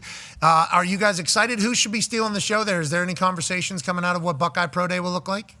I mean, yeah, we will see. I don't know how much the linebackers will do the tandem with Arvell Reese and Sonny Styles, but I mean, I'm sure General Bob will be boots on the ground. He could give us a recap of whatever has happened. We'll certainly give a call to the General Bob Carpenter and have him give us a little bit of a. He might run. He might honestly show up in tights and run. He should have laid work. He should. Which we should think about. And also, all white Spanx. Yeah. We want the entirety, and we hope the hair is as fantastic as it used to be at this time. Sonny Styles, a lot of conversation about him, man. A lot of conversation and intrigue about where he's going to go. Ohio State feels like it's back to linebacker U again, like it was when A.J. Hawk was back there. That's right. Yeah, it's funny because, off-ball linebackers are normally not a position that gets drafted super high. Also running back, so him and Jeremiah Love. Interesting to see where they go. But the one guy for the Ohio State Pro Day who did not go at the combine was Caleb Downs. So everyone's going to be very, very interested to see what he does at the pro day because he was the only Ohio State guy not to do anything at the combine. Now, Marvin Harrison Jr. didn't run at the combine or at pro day. Yeah. Yep. So it has been Ohio State precedent before that just not running. Okay, watch the film. You think I'm a football player or not? You can figure that out. We assume Caleb will run. Do we know, AJ, if Caleb's running or what he's doing? I don't know. I have not checked with anybody if he is going to run. I would think he's going to run, but either way, I don't know. Can he affect if he goes out there and runs a 4.6, it can affect his draft stock. But why would he run if he's going to be a top 10 pick already? Yeah, what I'm thinking is why would I if I'm Caleb? I think I'm letting people watch film, man. Yeah, I'm sorry. Yeah, I'm not training for track. Sorry. Now, I'll do the little other stuff. You want me to backpedal, do the triangle. Yeah, a couple of those. I can do a couple of those. I'll go high point a ball so I can get some photos at Ohio State Pro Day in the building. Yep. That's at least pretty cool. It's a good little history. I don't know if we need to see. Unless he comes out, what is he running 4.2? Yeah. That'd be sweet. What if Caleb comes out and runs a fucking 4.2? What does brother run? Ooh. Josh. 4.3 something, probably, I assume, right? Yeah. That's so fast, dude. I mean, the Styles brothers. Just fly. You did everything? What'd you do? 4.48. Oh, yeah, I've got the same update. Yeah. Bruce just told me that multiple updates have been sent to the Thunderdome. There's a big breaking news coming at 3 o'clock. Really? Out of the Buffalo Bills social media. Really? Huge. Not when it comes to the team. But they're not that huge. You're talking about the Buffaloes. I don't unveiling know. of the Buffaloes. I don't know, but we've gotten multiple. And we're going to be disappointed. No. I don't know. I'm a fan. That's up to you. Wait, are they real? Are they renderings or the real deal? Did they get sent into the group? Yeah, they did. You've seen the photos? Yep, just I look. was hoping you guys hadn't seen it. I got to get eyes on this. Yeah, don't see it. 3 o'clock. 3 o'clock. The looking. Buffalo Bills social media will be debuting. I don't know how much we're supposed to say. It's 3 minutes. Let's just pop them up right now. We got it. No, we like the Buffalo Bills social media team. I'm a fan. We like the Buffalo Bills social media team. I will say it feels like this is good news for the people that were potentially attacking what those Bison would look like. Okay. Seems like they understood the assignment whenever they're piecing these fuckers together from what I just saw here. Now, we shall wait 3 minutes until they break the news on their social media, AJ. I don't know if you've seen in the group text or not yet. I did just pop it up. Yeah, I don't know. Can we get something a little more realistic, possibly? AJ looks like a young Chris Collinsworth in this. I don't Thank like you. it. I mean, I didn't see that. There's photos of us wait, in let this me thing? see. No, Yeah. Oh, wait, I'm in there? I think that was. whoever did this in here, Yes. go back to the fucking drawing board. Connor looks fat. His chin and neck is huge. I don't know. Well, I don't know what I look Well, like. Connor's having a little bit of an Irish Tuesday. D-Butt, do yourself a favor. And I think we know who the culprit is. Yeah. It's the same. It's the same guy who It's the same face. who insists on making D-Butt look like It's that racist fatso we got. Wow. That's not fair. That is not the case. He tries his best over My there. teammate. Uh-oh. He had a... Phone saying the Bills made that one. no way. No, they didn't. No. All right, we got a lot of inside jokes going on right Maybe now. We apologize for anybody that is currently watching. Just know that the Bills have reached out to us to make sure that we know that there is an update coming to the Bison. What has happened to the photos since they've got into this Thunderdome 2 minutes ago, okay? All this fuckery that is happening currently has happened within the last 120 seconds. That is the problem with this place, okay? That is the problem with this place. You hear me? My bad, everybody. That can't be happening in here. AJ? What do you call him, Con Man? You know what? I take it back. Okay. I take it back. I said some things a couple moments ago. And I regret it. And I rescind those statements. Yeah. Okay. So this was... We look good.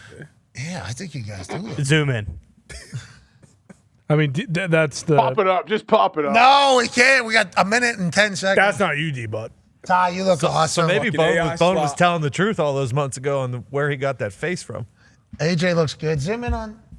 No, that looks different than the one that Are the Bison fully intact? Do we know? What do you mean? Yeah, I see them. I don't think anybody's taking off any pieces of them. Like I don't know. 1 minute out here since the big reveal from... What a huge reveal it's going to be. People are on the edge of their seats. I am actually kind of... I have not seen these photos that are popping up right now that you all have seen in our group text. I only saw the text message with, like, it was in a bundle. So I just saw the big... The first one? Yeah, I just saw the big one. So, I was kind of... Oh, at night. Yeah, that's Exactly. the night. Yeah, I think they're nice. 27 seconds. All eyes on a Buffalo Bills social media. Will you please pull up a Buffalo Bills social media account, please, so we can watch the tweak out 20 seconds, 25 seconds. That is sweet. I think so, right? Yeah. The one at night that's lit up is very cool. I think it's non-ass. It's a happy birthday. What are the real ones going to look like, though? Come on, they need to update. What do you this mean, thing. like that? Like exactly. This is what it's going to be. They're rendering. Come on. They have the stadium burning down and they're rendering it I've been waiting all day. I've been waiting all day for a Bison update. Is that a pin tweet there? Yeah. Yeah, you got to get down there. They better not be fucking lying to us about that. It's not at. Oh, They Buffalo postponed it 20 minutes. is 1 minute behind the rest of the U.S. Oh, That's Their right. clocks. That's why their wings are so good. Buffalo time. Just on Sal.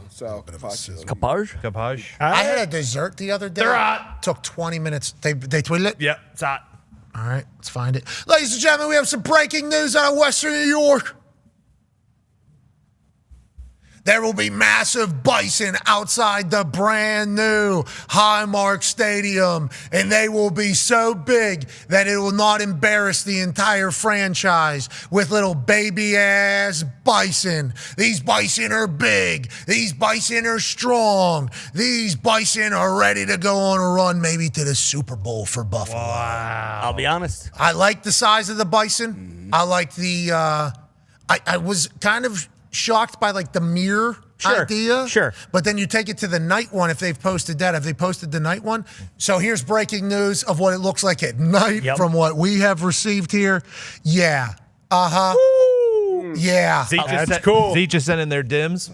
They're big. Yeah, I'm thinking that's the right size Bison if I'm a Buffalo Bill. Yeah. Wow. That's what we were worried Click they were on going to the get zebra. some Mickey Mouse Bison, weren't we, AJ? Thought they were going to mail it in. Cute little photo for the little children of Bill's Mafia to come walking over this Bison, and this thing's there. Bison are strong, powerful, fucking historic piece of the United States of America. And the Buffalo Bills, they did it, AJ. I'm happy with what we're seeing here from AI before we're actually seeing what it actually looks like. Yeah, I hope that they can, the real thing looks as good as this looks right now, but it looks like we're going to have to implant smoke machines in their noses to have this their breath show like this. Smart. There's a lot of moving parts here, huh? You don't think that's a part of it? You don't think the lights that Do are they shooting? move? Does your head lift They up and run in down? Do we know if circle they on move at all? That platform right there. Did they really? Spin it. They run in a circle? Yeah. Sometimes That they would be change sweet. positions. They better raise Nobody circles the wagons. That's what it's saying the whole time. Yeah. Chris Berman's Yeah. saying it as that big fucker's lumbering. And the little baby one there is good for a photo. You know, AJ, I think you'll probably be able to hop up on a little baby. No, Bill. he won't. Yeah. I got the dims right here. Okay. Yeah. The bull is 27 feet tall and 23,000 pounds. Okay, yeah, I like it. The cow is 22 feet tall and 23 feet long, and then the calf, representing the next generation of Bills Mafia, is 12 feet tall and 13 feet. Yeah, we like that. Okay, Those are big bison. We were worried about the chest being too close to the ground.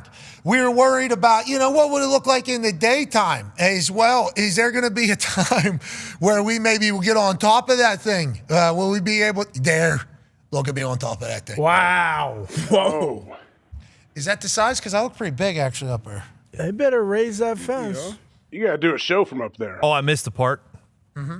At night, the statues will come to life with 5 programmable lighting systems. The bull and cow have been uniquely designed to emit smoke through their nostrils, evoking the image of breath in Western New York winter. Yeah. They fucking nailed it. Yeah. I'd say. Yeah. Okay. Was it not worth the wait, boys? Color me impressed. I'm betting them to win the Super Bowl. That's all I need. Fantastic work. They need to raise the just fence. whoever's putting these together, please make it look like this. It's going to be tough to take that rendering and make it look similar to this, right? Well, they're just going to 3D print. What are you, a sculptor? You think the they're fuck gonna- do you know I'm about not. how You better find a good one, You though. think they're You going to better find a Cristiano very good Ronaldo this sculptor. thing? Okay, we got a sculptor. Yeah. Don't you worry about Yeah. a sculptor. Kapar. I've seen some of those. Yeah, with his drumsticks. Didn't even think about Sal on top of that metal. Yeah, exactly. For sure. Yeah. Ting, smoke comes out. Ding, ding, ding, ding. Ting, ting, ting, ting, ting. Today's Tom Sawyer. How do? Yeah, exactly. So many opportunities. It was worth the wait. I'm happy we did that. I agree. Yeah. That was awesome. Congrats to the Buffalo Bills getting it right. Good job, Buffalo. You did it. I'll tell you what, Pagula is up there doing it. Swinging a hot bat. Big time. How's Penn State hockey? They made it to the tournament, but I think they might have lost. I don't know. Or no, I Tourney saw- hasn't started Sorry, yet. the women's team lost a heartbreaker, was what I saw. But yes, I believe they have, for the first time, they made the Frozen whatever. Yeah, here Pagula it is is. going to be happy about that. And the wrestling win the 5th straight national championship. Yeah. The hockey team has made it to the Frozen Four. Obviously, the super duper hockey Frozen tournament Bowl. for college hockey. NCAA tournament. Yep. Frozen Bowl. 16 Yeah. teams. Bullshit. It starts. Tony's locked in. Actually, Michigan State and UConn play on Friday. Yep. And then their hockey teams play on Thursday. Okay, let's go. Let's go. Kind of sweet. Let's go, boys. Who's going to win this? Penn State? Michigan, Michigan State, Western Denver. Michigan, all 1 seeds there, if you notice that. And then North Dakota also a 1 seed. So Well, Western Michigan put $1 million in, right? Didn't they? Or sorry, Yeah. $20 million or something? they put a bunch Yeah. of money in, and they were the ones that won it last year, if you remember. This is in Vegas? Yeah, That's like that. stupid. they got good ice out there. They do. First time in a while, Minnesota's not in it, by the way. Wow, rowing the boat on the fuck out of there, huh? BC, BU, kind of a weird, different year for the journeyman schools. I appreciate and respect the Western Michigan commitment to hockey. Yeah. It's awesome. Like it's a lot of it's in a massive amount of money directly to hockey, right? Like $50 million or something. Yeah, It was all a- directly to hockey. And then a lot of people were saying that like a team like Minnesota should poach their coach, but they're paying him so much money, he's not going to leave Western Michigan. Western Michigan just becomes an immediate powerhouse, while Michigan is also the home to U.S. hockey and everything like that. Yep. It feels like whoever did the investment is like, hey, we're gonna own this shit. Yeah. And you actually can, it seems like, in sports, in college sports these days. It's great to have a good alumni. Yeah. It's great. Pagula with Penn State, obviously. McKenna. Buffalo Bills. Gets McKenna, number 1 overall pick. He's at Penn State. He was supposed to go somewhere else. He's able to do it. Some of these sports, basketball, I guess it's kind of happening as well. You can get some money and get some funds. You can get a team, you can get a program, you can get inspiration. That's right. To change everything for the future. There's not a whole lot of places currently where, as a hockey player, you could go somewhere and be the big swinging dick on campus. Well, Western Michigan for sure. That's a great point. Like those guys are the toast of the town there. Penn State, maybe, right? Now with wrestling and wrestlers. it's I forgot about the wrestlers. Why? Think about the cauliflower ear walking around Happy Valley. Yeah. Oh my God. No, sir. Yeah. Jesus. Please. No, sir. Why is it in Vegas? Come on, man. Good to see you, dude. We're having fun here. Please. We're all in this together, right? Hockey time. Vegas is a hockey town. It's not It's a a hockey town. It should be in A Pittsburgh. great barn. It should be in It is a tough barn to play in. Especially whenever you're on the stick. Exactly. Yeah. Exactly. You think that Knights Did they do win it? that game? I don't remember. I don't remember either. You won that game. They played the Oilers there? Yeah, they did. Yeah, they won. They won? Yeah. Oh yeah, that's right. I'm Yeah. undefeated. Oh, yeah, you went in the locker room to celebrate the boys. You're right. You're right. Good point. Shout out to the Golden Knights. Are they in it this year? Yeah, they go to overtime damn near every game. So late. I mean, we're talking pucks, being picked up at 2 a.m. I just can't do it. I'll fucking tune back in when the playoffs get here. But boy, they go Every to game, overtime? They go to a lot of overtime games. A lot. They're on a good side of the playoffs, though, to go on a run in the Western Conference. Exactly. Stoner coming off IR. Huge congratulations to the Wisconsin Badgers women's hockey team. They won the national championship, and they have 4 members of their team that won Olympic gold and now an NCAA championship in 31 days. Congratulations. Pretty cool. Feels like Good run. They beat Ohio State in the national championship. Wow. Yeah. The Buckeyes gave it a go. Gave it a go, but the Badgers said, I don't think so. And that's kind of how it goes whenever you're playing Wisconsin women's hockey. They're going to beat you. And not only are they going to beat you, they're going to celebrate their Olympic gold in your face as well. Hey, we just did this for America. Now we're doing it for the Badgers. Have a good one. They might be. They run campus. Toast of the time? Yeah, I mean, they're on a dynasty. So Foxy just said Wisconsin women's hockey dynasty. Yeah, I believe they are on a dynasty right now. They've won a lot of championships in the last couple years. How's their football team? Ass? Yeah, the football team stinks. How's the basketball team? They're Upset good. early. Yeah, they got beat this year, but they're consistently good. Okay, so the women's hockey at Wisconsin is kind of the dynastic run for 9-time Well, national they're champs. coached by Mark Johnson of the 1980 U.S. Men's Olympic gold medal team. Wow, So legend. that helps. Oh, there he is. he is. There he is. He looks better than ever, that guy. Do you believe in miracles? He's like, yeah. That's what we're doing here in Wisconsin every single day. And I respect that. If Mackenzie's on skates and she's got dangles, which I assume she does, I assume she'll have some dangles. Maybe she's playing for Wisconsin someday, winning their 20th national championship. Yeah. I love it. More women's sports better. If you want her in the dynasty, you put a basketball in her hand and you send her up to Storrs, Connecticut to play for Gino. Nope. All right. He's rude. That's the dynasty. No, what he is doing to people's career is uncalled for. What you supposed to do? That Syracuse coach cutting that promo about what the fuck am I supposed to do around here? Got to run into this team every year? Incredible. Unbelievable. I love the promo from her. I appreciated it. And if I'm Gino up there, I'm saying this is exactly why you come here to UConn. Did you gave it up for a little bit, right, though? Wasn't there a time? LSU, Tennessee, South Carolina. Yeah, they've had their runs. South Carolina. Pat Summit. Yeah, but they're on a 51-game win streak right now, which will probably be like their 5th or 6th longest win streak. He's already won 12. I think he's 12-1 in national championships. Lost one to Dahn Staley in the South Carolina Gamecocks. But Azzi Fudd, one of the best UConn Huskies when it's all said and done. She was hot last night. Obviously, it was a blowout. It was her last game on campus, Gamble Pavilion. She was, I think she had 34, 26 at the half, which outscored Syracuse by herself. 8 for 11 from behind the three-point line. The People's Princess. She's absolute dog. But I don't know. The odds were minus 250 yesterday. I'm not sure what it is now, but I think it was 32-8 at one point early in that game against Syracuse yesterday. And head coach Felicia Leggett-Jack came out and said, for us to continue to come to Connecticut year after year after year to me is like a personal attack. After being in this business for 37 years and have to come and be in this bracket every year is unacceptable. It is wrong.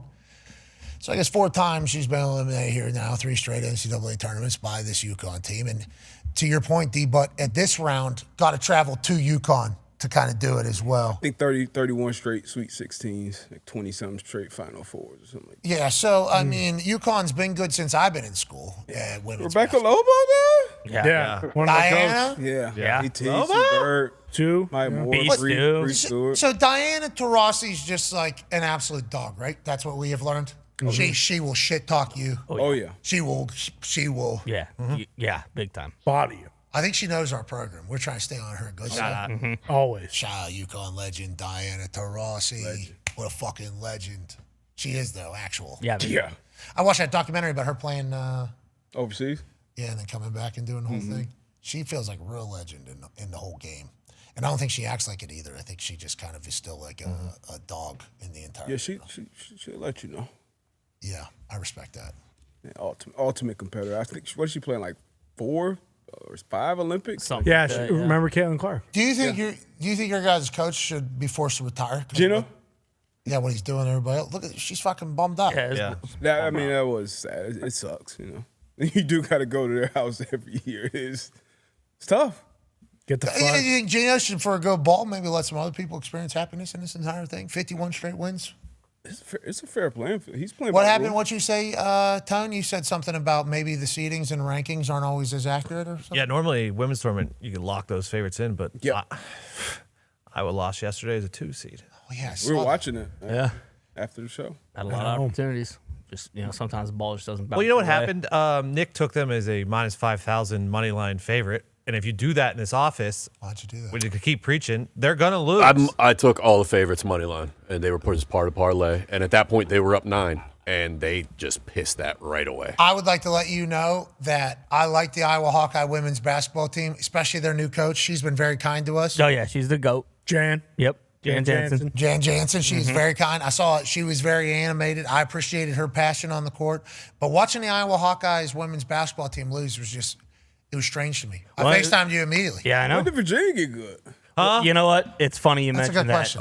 They've always been good. Alex Ohanian, I believe is his name, the guy who founded Reddit, who was married to Serena Williams. He basically said in the offseason, hey, what do I need to do to make sure that we're a contender next year? So he just donated a bunch of money. No, for Virginia. Oh, okay. And it was a double OT, heartbreaker. Big Country fouled out with about Ava Hayden. She fouled out with about 4 minutes left in the game, and she's just a perennial bucket getter. So after she went down, Chit-Chat Wright had a little bit of a tough game down the stretch. Missed a lot of free throws, missed a couple shots. Couple big ones. Couple turnovers. But hey, guess what? That's going to happen. You're going to get got sometimes. The Virginia women's basketball team is getting what UVA calls a multi-year transformational gift from alum Alex Ohanian, who is married to Serena Williams and has a history of support and investment in women's athletics. He also one of the investors of TGL. Yeah, I believe that's right. He's getting into sports. He has a lot of investments in the sports world. I think he is very, very grateful for sports. And if you're a university that has somebody like that who's a billionaire, found something that that's a good place to be. Yes, it is. So you're telling me I should just expect Virginia to beat Iowa Hawkeye women basketball every single year now? That's what I should. When Big Country's fouling out with 4 minutes left in OT, yeah, you should expect that. I mean, our offense runs through her. I don't know. What do you want? What do you want me to do? It's Big Country. Exactly. We'll be back. But again, rinse, repeat. That's tough. I'm sorry. We got a fucking game on Thursday. The fucking biggest game of my life. So, again, I'm very proud of what they did this year. 2 seed, post Caitlin Clark. Everyone thought they were just going to kind of dissipate into dust. They did not. Did they choke on their home court at Carver? Sure, they did. But once again, Thursday. We're looking, all eyes are on Thursday. In Nebraska. Exactly. Coach McCollum's boys will be ready to go. How's Nebraska's team? Heard they're tough to beat, huh? They're good. We split this year with them. So, it's one of those things where, hey, we're going to roll the ball out there. We're gonna play for 40 minutes, and we're going to let the chips fall where they may. The Huskers are doing it right now, okay? Men's basketball advanced to the Sweet 16, got a big one. Wrestling placed 3rd at the NCAA championships. How you doing? Wow. Softball, 13-game winning streak right now. In baseball, top 25 after winning a series against Michigan. Huskers are doing it. That's impressive. Let alone what Matt Rule's about to do with football. Figure it out, Coach. Big year. Huge year. So volleyball did well.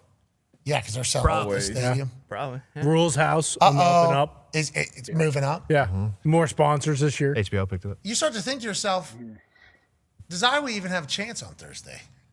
You know, that's what you said. No one's thinking that. No one's thinking. I mean, they got one of their best players from last year on Nebraska now. I have a corn stat from Foxy's pool. The good news for Iowa, getting ahead of this now for the national media ahead of next week's Sweet 16 game, says Scott Nelson. 2025 corn, Iowa has 2.77 billion bushels, all-time record for them, 210 bushels per acre, which is second all-time. What a great year. Jeez. Nebraska, 1.97 billion bushels, 198.3 bushels per acre. So less acreage, less bushels, and less efficiency per acreage for Nebraska whenever it comes to the corn game. And Nebraska's name is the Cornhuskers. But, you know, in Iowa, we have the best sweet corn in the country. We're feeding a lot of people with that. I'm guessing most of Nebraska corns just feed corn. They're giving that to fucking pigs who are rolling around and shit, and, you know, cows and stuff like that. Like, no one's eating that corn. Nebraska corn? That's correct. I've heard good things about Nebraska corn. I bet you have. Omaha steak with some Nebraska sweet corn? I will not disparage Omaha steaks. Everyone knows how we feel about the caramel apple tartlets and the, you know, the fucking beef as a whole. But if we're talking fucking sweet corn, Iowa's king, brother. Always has been, always will be. Fucking 2.77 billion bushels. Prosperous year. Very good. All things pointing up. Did you see Illinois is going down to that same location in Houston? The internet is very worried about the amount of bush lights Houston has on hand. What's going on? What? Legit. This is a story that's not being talked about enough. If every bar in the Houston area near the stadium Nebraska, doesn't have Illinois, and Iowa. I'm talking kegs and kegs and kegs and kegs and kegs and kegs of Busch Light, there's going to be a massacre down there. So Busch Light drinkers are infiltrating Houston, is what you're saying? Big time. Okay, so Iowa is a Busch Light drinking town. So is Nebraska. And so is Illinois. And how about Houston at home? I assume they're going to be drinking a lot of Lone Star. Yeah. Oh, I remember Matthew McConaughey did a little fun little origami game. Exactly. With the can of Lone Star. Time is a flat circle. I don't think I've ever had Lone Star. I assume it's pretty Busch Lighty. I had a Halloween party once, and someone brought Lone Star. That was me, yeah.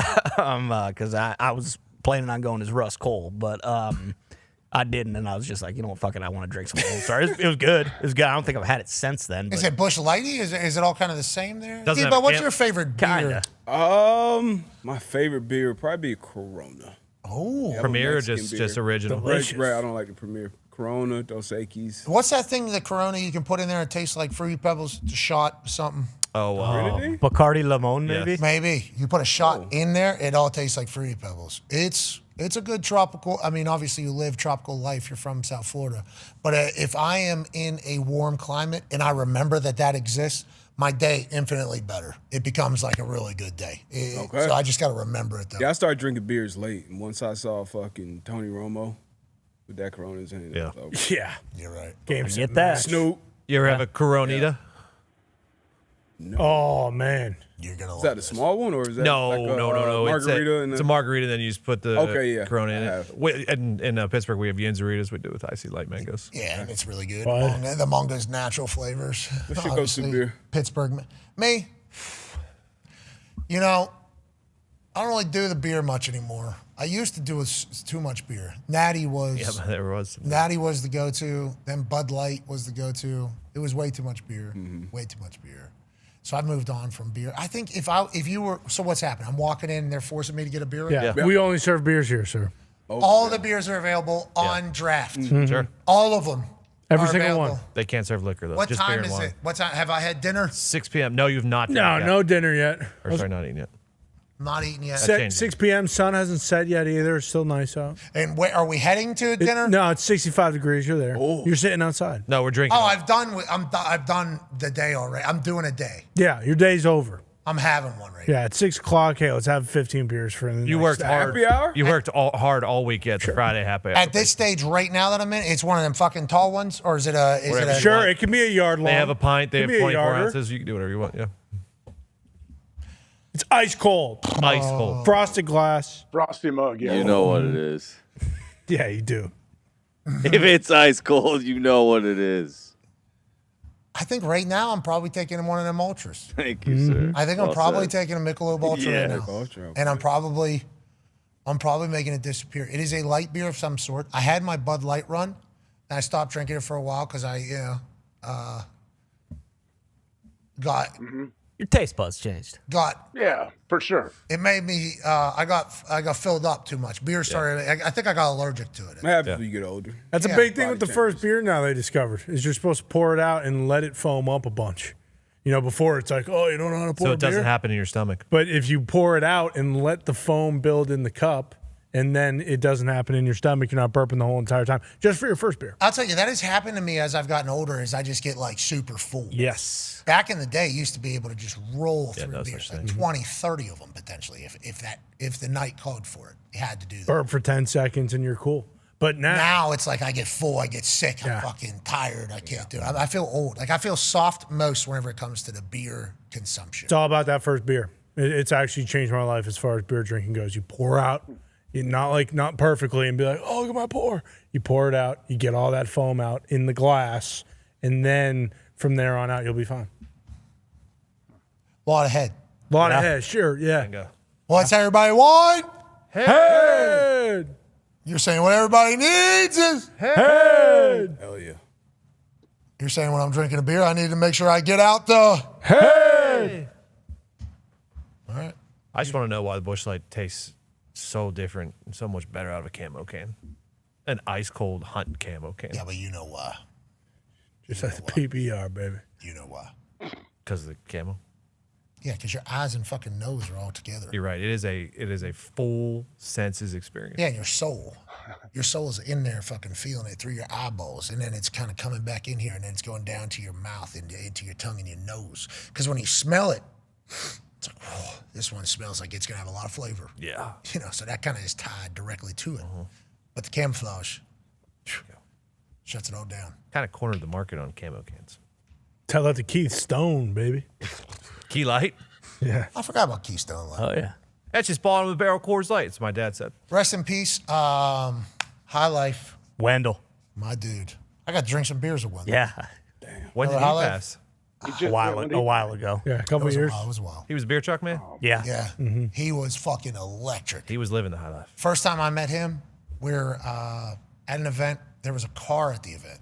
Just somebody brought a really nice car. And there were some photos happening. He just fucking hopped on the car, just hopped on the car for the photo. Was laying on it and then just gets up.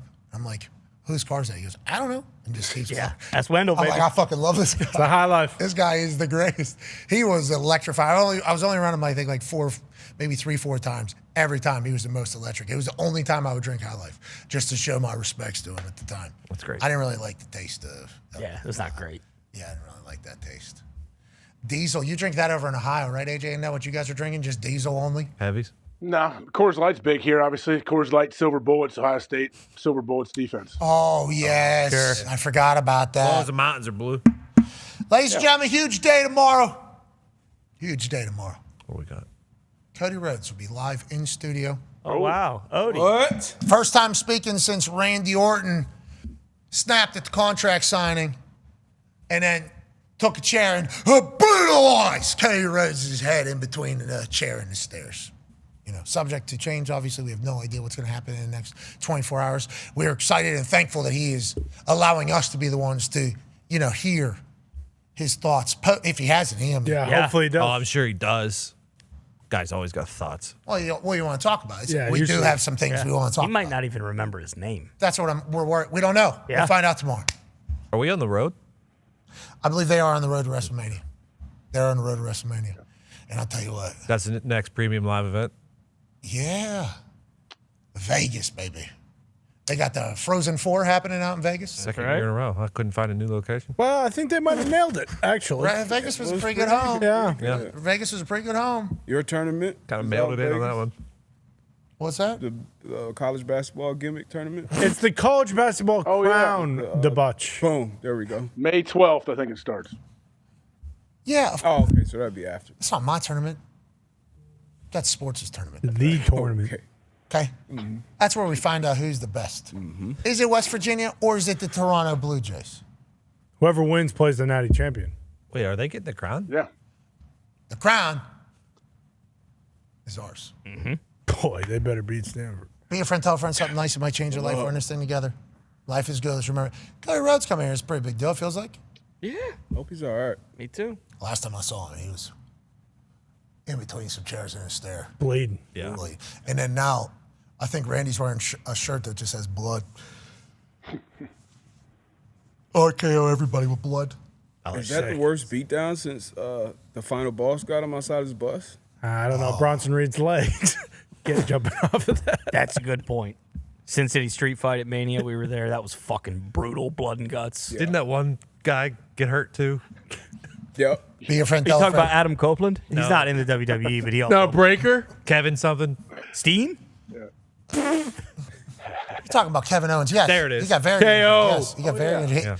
He's on Road. Maybe he's on Road WrestleMania too. It'd be good to see him back. He's electrifying. Be a friend. Tell a friend something nice. It might change their life. We're in this thing together. AJ, anything to say to the team here? No, I think I'm good today. You guys did great. So do you. How'd you feel about the NFLPA convo with JC Tretter? We feel good about the guy that's in the super duper chair now? Yeah, I mean, JC's a smart guy. He was a rookie. I was with him his rookie year in Green Bay. He used to be much bigger. Obviously, his head, I feel like, was a lot bigger as well. He was a strong dude, but yeah, we knew coming in he was a Cornell guy. Like, he was one of those, like, super smart guys. So, yeah, he's an impressive guy. I do appreciate that we learned in real time that he went to Cornell to study labor relations. Yeah. Should have known that probably going in, but hey, journalism. Be a friend, tell a friend something. I do hope him and Pablo get along and move forward. He kind of threw the gauntlet down, so. I did not expect that reaction. I should have done a little bit more research, it feels like. I didn't know. I'm like, hey, Pablo's got courage. We'll go out there and do it.